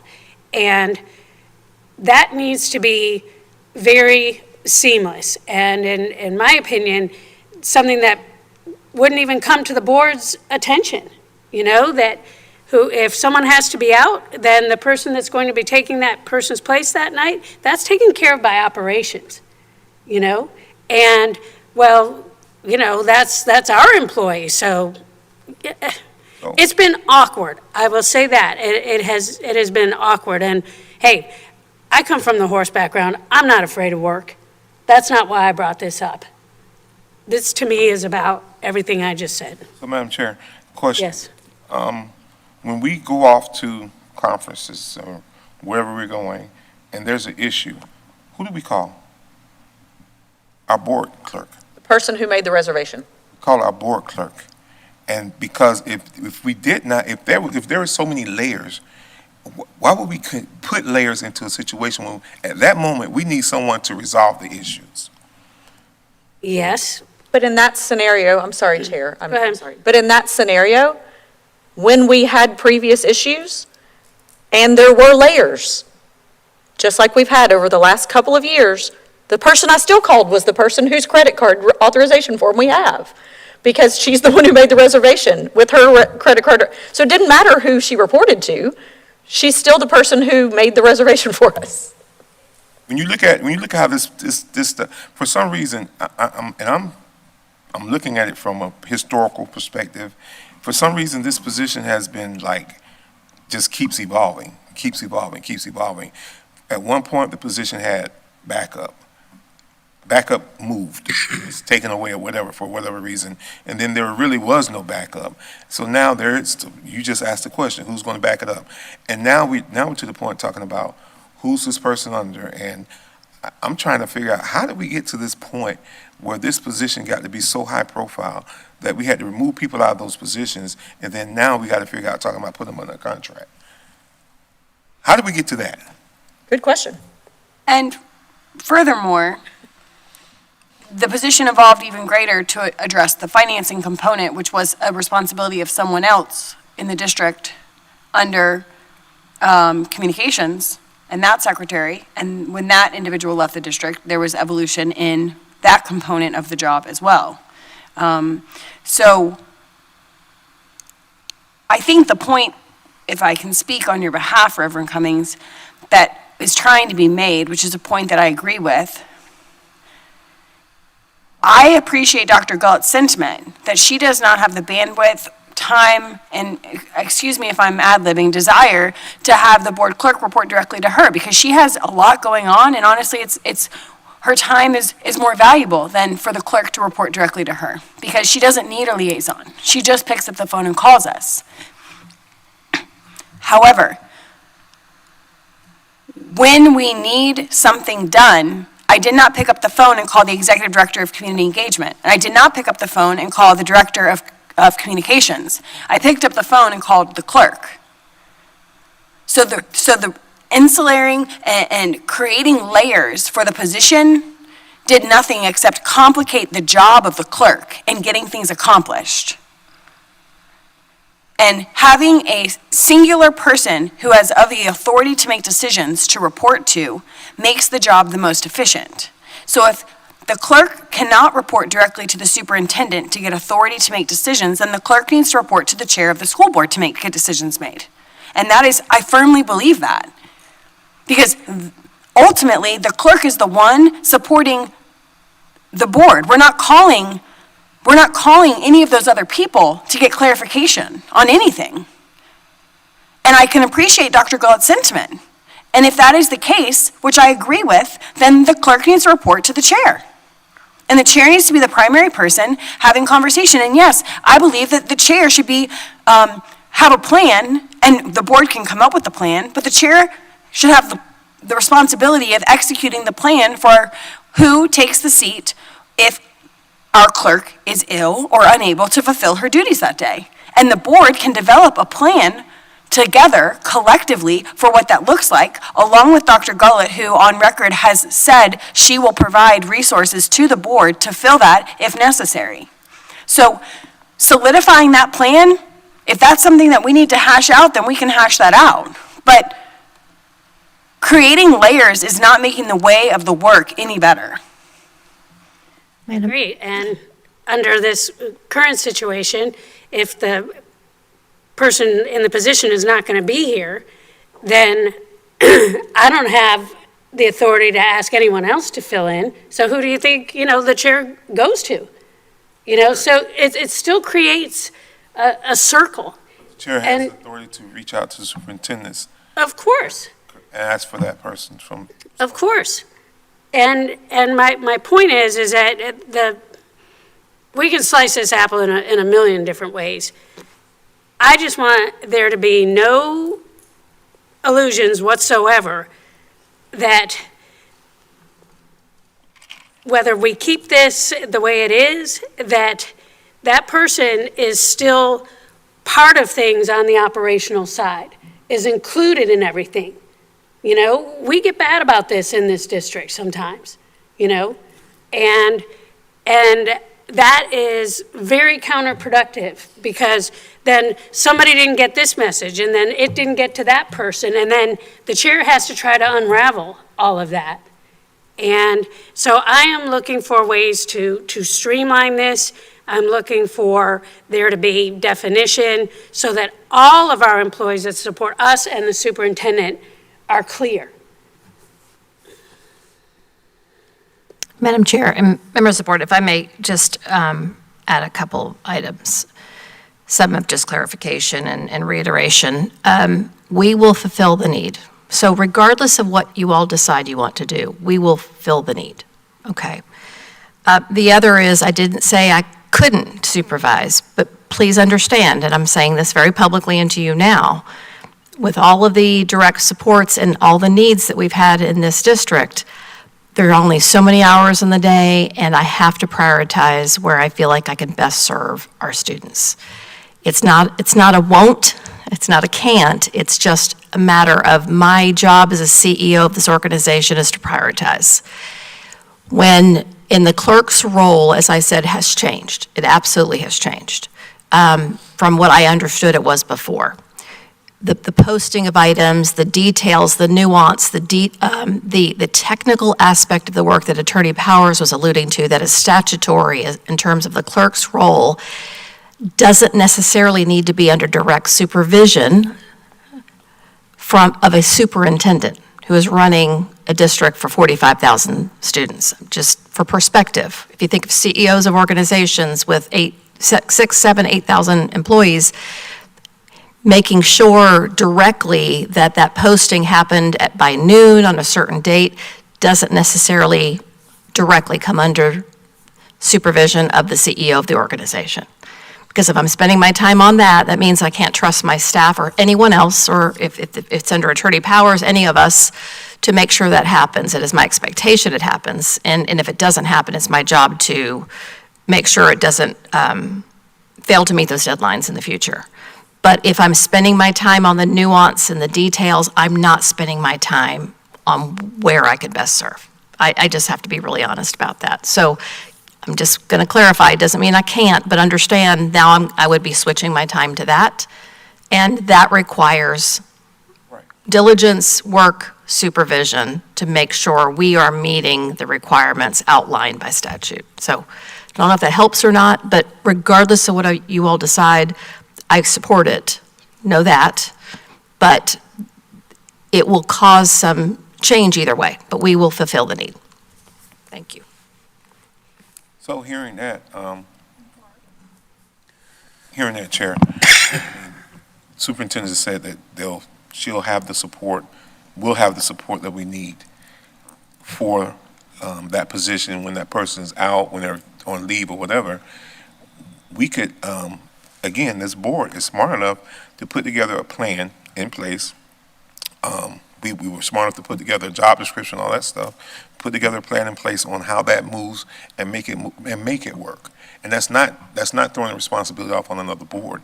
That's saying the chair is going to have that responsibility, and this board will have created a process for the board clerk to do their job. And that's not kicking the can down the road. That's actually addressing the issue. So with that in mind, Chair Thrower, that will mean that the responsibility of the chair, currently you being the chair, will be to ensure that public notices go out on time, will be to ensure that the script is written accurately, and evaluating that every time, and to ensure that if things are not occurring like that, then some documentation of that is made, and where that goes, in my case, I sent a copy of those things to legal and to human resources in the times that I had those issues occur, which were not just one. So I'm just, in the 6 months I had that responsibility, that is the responsibility of the chair in this current scenario. So again, the main functions of ensuring that this board operates efficiently are the public notices and the script, and that is the chair's responsibility at this point, to oversee that. So I'm just, for clarification's sake. Go ahead, Attorney Powers. Yes, ma'am. For my limited perspective as it impacts here, there are 3 times since there was a board liaison back when during elected superintendent, and then also when this most recent change was made that probably needs the board to be aware of so that they're not creating a conduit position, okay? There are the three primary considerations I have from legal are that record keeping for later court cases, if somebody wants to file a circuit appeal or somebody ever wants to follow up what we did, That's something the board clerk has done, always has done, to my knowledge, has always done a great job of it. So, but that is an important component that must not be missed.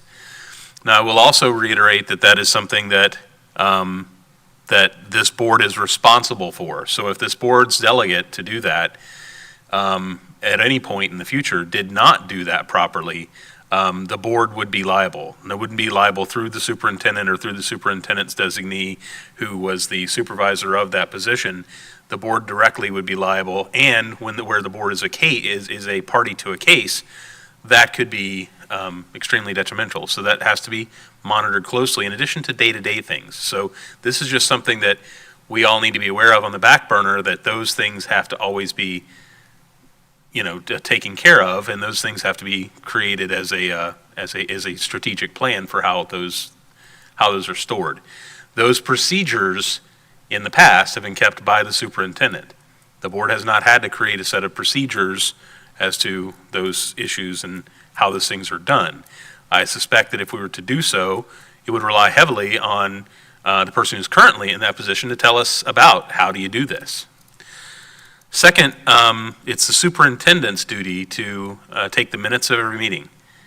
That's the delegated duty, though, to the board clerk. So the superintendent delegates that duty to the board clerk. Now, without supervisory authority, the superintendent has to presume that the board is taking care of that supervision level and making sure that those minutes are kept properly. Thirdly, as to advertising, if there's a mistake in advertising, mistakes happen, okay? I'm not saying that there's any increased predilection for mistakes when it's under the supervision of the board versus under the supervision of the superintendent. When there is a mistake in advertising, those, depending upon the mistake, can have some significant consequences. And so, I think that the board clerk and legal have always worked together to try to make sure that if there's some way do we need to cancel something? Do we need to move forward with it? Whatever. But then that requires that either the superintendent staff or the board clerk directly or the board chair can coordinate with me so that I'm not just giving information to someone that I don't supervise and saying do this or do that, because that always makes me uncomfortable to be telling them to do something when I'm not their supervisor. But fourthly, the conduit issue. You are all aware that when you speak individually to me or to Dr. Gullett, we don't discuss with you what other board members told us. We don't discuss with you anything about those conversations. And we don't hedge our bets with, it probably won't come up for a vote later. Because of the fact that I always say, you can talk about whether the kids or golf, right? But if that leads into weather leads into a discussion of the hurricane policy, just because you're always one step off the trail from getting off tangent there. There can be a path to miscommunication there, and it requires that you not put that person that's in that position as board members. This is someone you socially interact with at a level probably differently than you socially interact with your attorney, because everybody hates socially interacting with attorneys, and I get that. But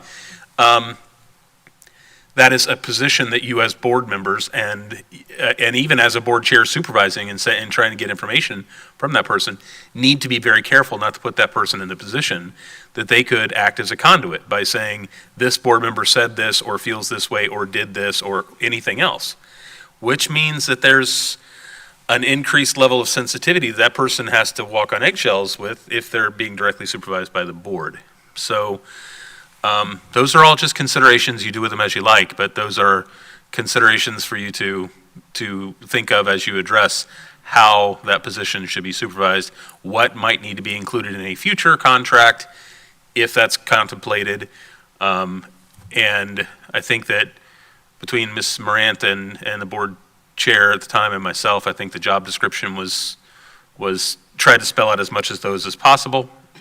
And so we're operating under that as though it is a contract because of the fact that there was an offer made, there was an acceptance of the offer, there's consideration, the payment.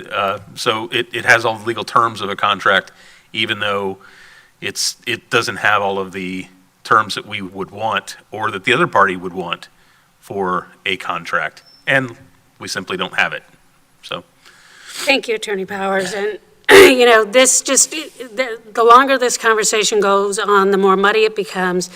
I'm feeling even more strongly that what we're doing right now is unsafe for the person in the position, making them vulnerable, unsafe for the board, making us vulnerable. There's a lot more protections around the more traditional model. I would love to think that we've all learned something in the last year in terms of communication and the importance of the delicacy of this position and how we need to be working together. We certainly all have a lot on our plates, and that's where I am with this. I don't have anything further.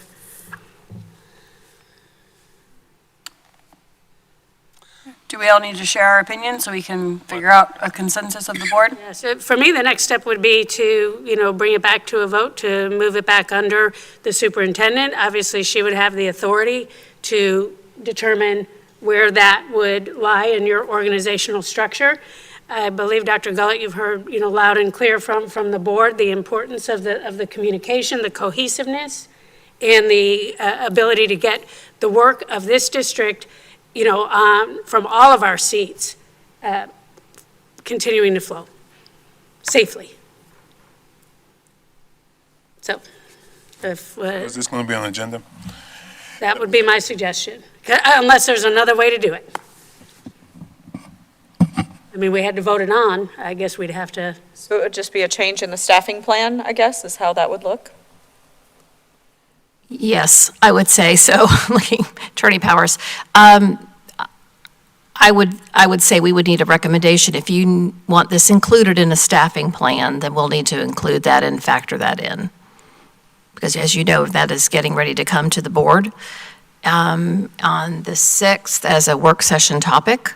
We're going to start with the schools and then we'll move later into the district. But if that is the desire of the board, then I just need to know that. I need to have some direction so that we can factor that into our structure, which we can. I need some direction on it. Thank you. And the staffing plan is going to be all in with the one big staffing plan? Well, we're going to start with the school plan because we're doing the start times, bell times. We're starting with the schools. And then we're going to, after that, when Ms. Morant and her team are ready, then we'll do the district when we start with schools. Is Board Member Cummings, is it your point that then when that position and others like it become available to vote on, it would be voted on in bulk? Is that what, yes. And that would be my preference.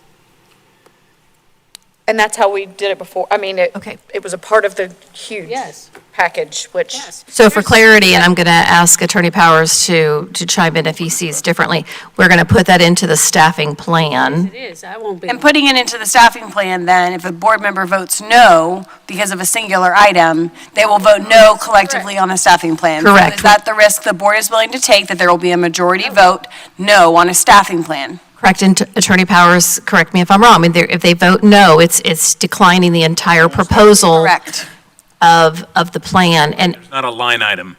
correct. So then because I am not in agreement with Chair Thrower, and then that would be my public. 7th, it's on board docs.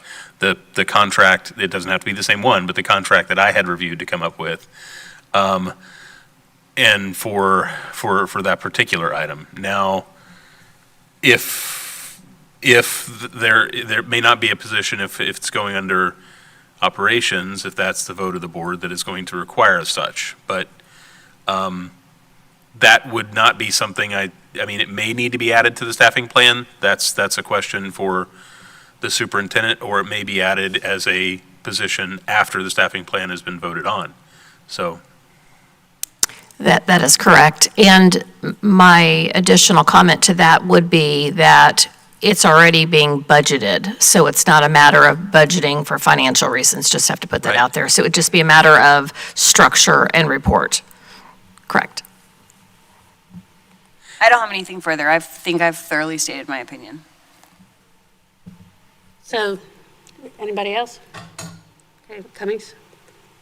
We have 2 for, 2 against. At this point, we have one more board member who hasn't said necessarily the for or against, but I would recommend putting it as a discussion item on an upcoming board meeting ahead of the full district staffing plan coming to the board, because it could be something that we could change with the effective date of whatever, if we wanted to do that. But I would recommend that we put it as a discussion item and have an up or down vote. I agree. Okay. I'm just tired of this position getting thrown around like a ping pong ball. I think it's unfair, to the employee, and I'm not going to rehash everything I just said. It's never came up when it was under the original structure. Correct. And it's not supposed to be a public-facing position, other than, so grateful for the support of them, being here for the meetings and taking the minutes and all of those things. I don't think it's what anyone in a position like that would voluntarily sign up for, what this has turned into. And that really pains me.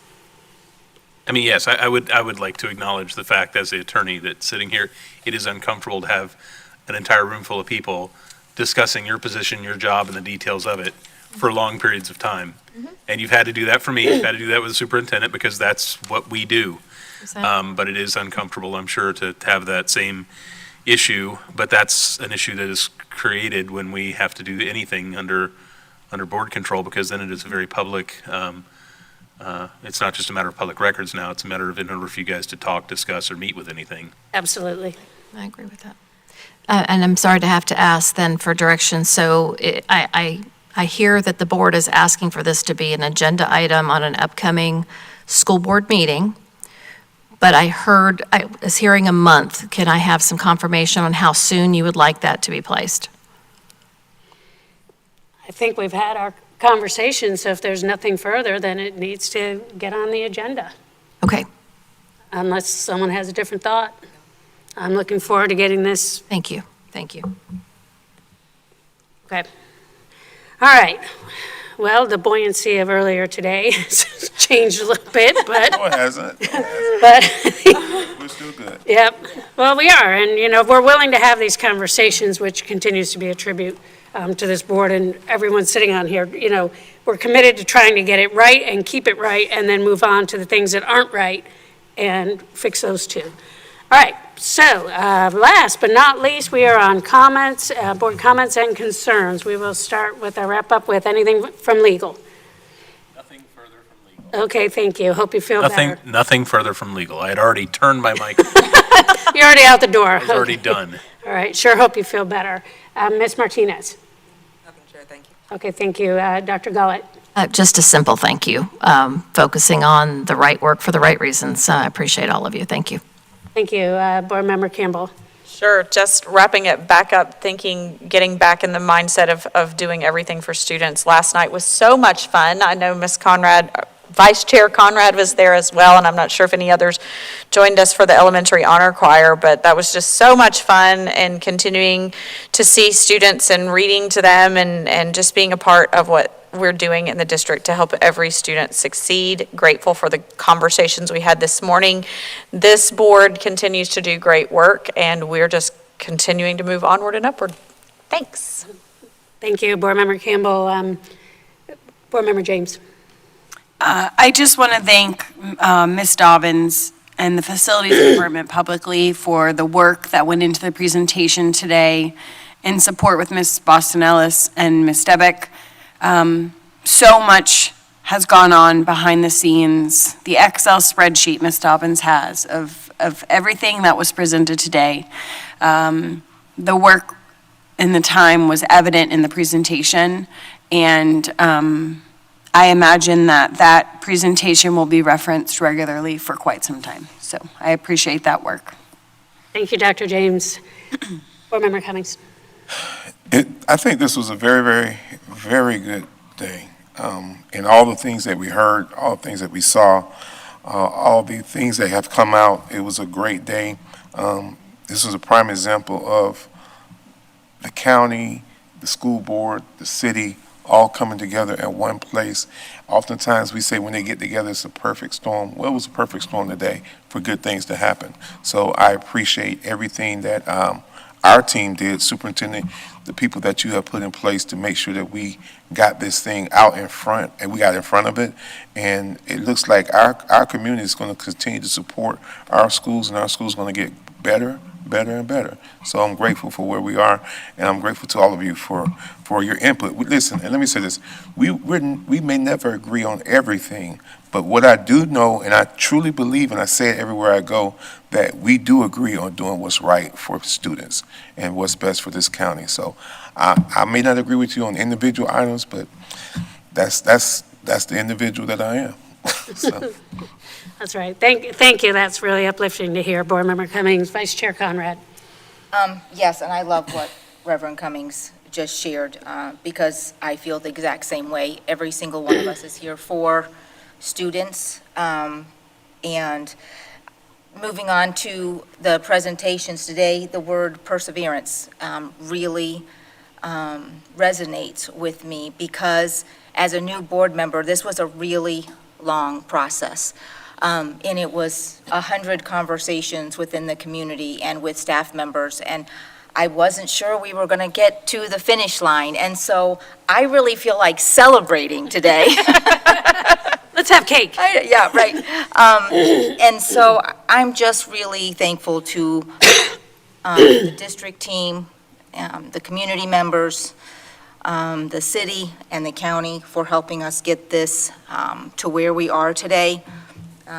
It really does feel like a celebration to me, and I am so glad to be in this spot. You see, as you just see deep breaths, people are taking deep breaths. And then one other thing I just want to share with the community, because just within the last week or so, there's been music performances, art gallery, art showings at galleries. Sorry, that didn't come out right. And I'm just really so thankful for our referendum dollars and all of the special things. Also, our Vanguard, our track team, was here. We just have so many special things that I believe the referendum allows and enriches our students' lives and really leans into their gifts and talents. And so I'm thankful that our students have all the opportunities that they do, and the referendum provides so much of that. So it's just been a week of gratefulness in that arena. And with that, I will finish up. Thank you. Thank you, Vice Chair Conrad. And yes, I say awesome and onward to the next challenge, because there'll probably be one, but we're ready for it, and we'll just continue to work together and hammer through and do what's right for our students and our employees, and by extension, the community. That is the public school mission. So if there's nothing else for the good of the cause, we will adjourn at 2:20 p.m. Thank you all.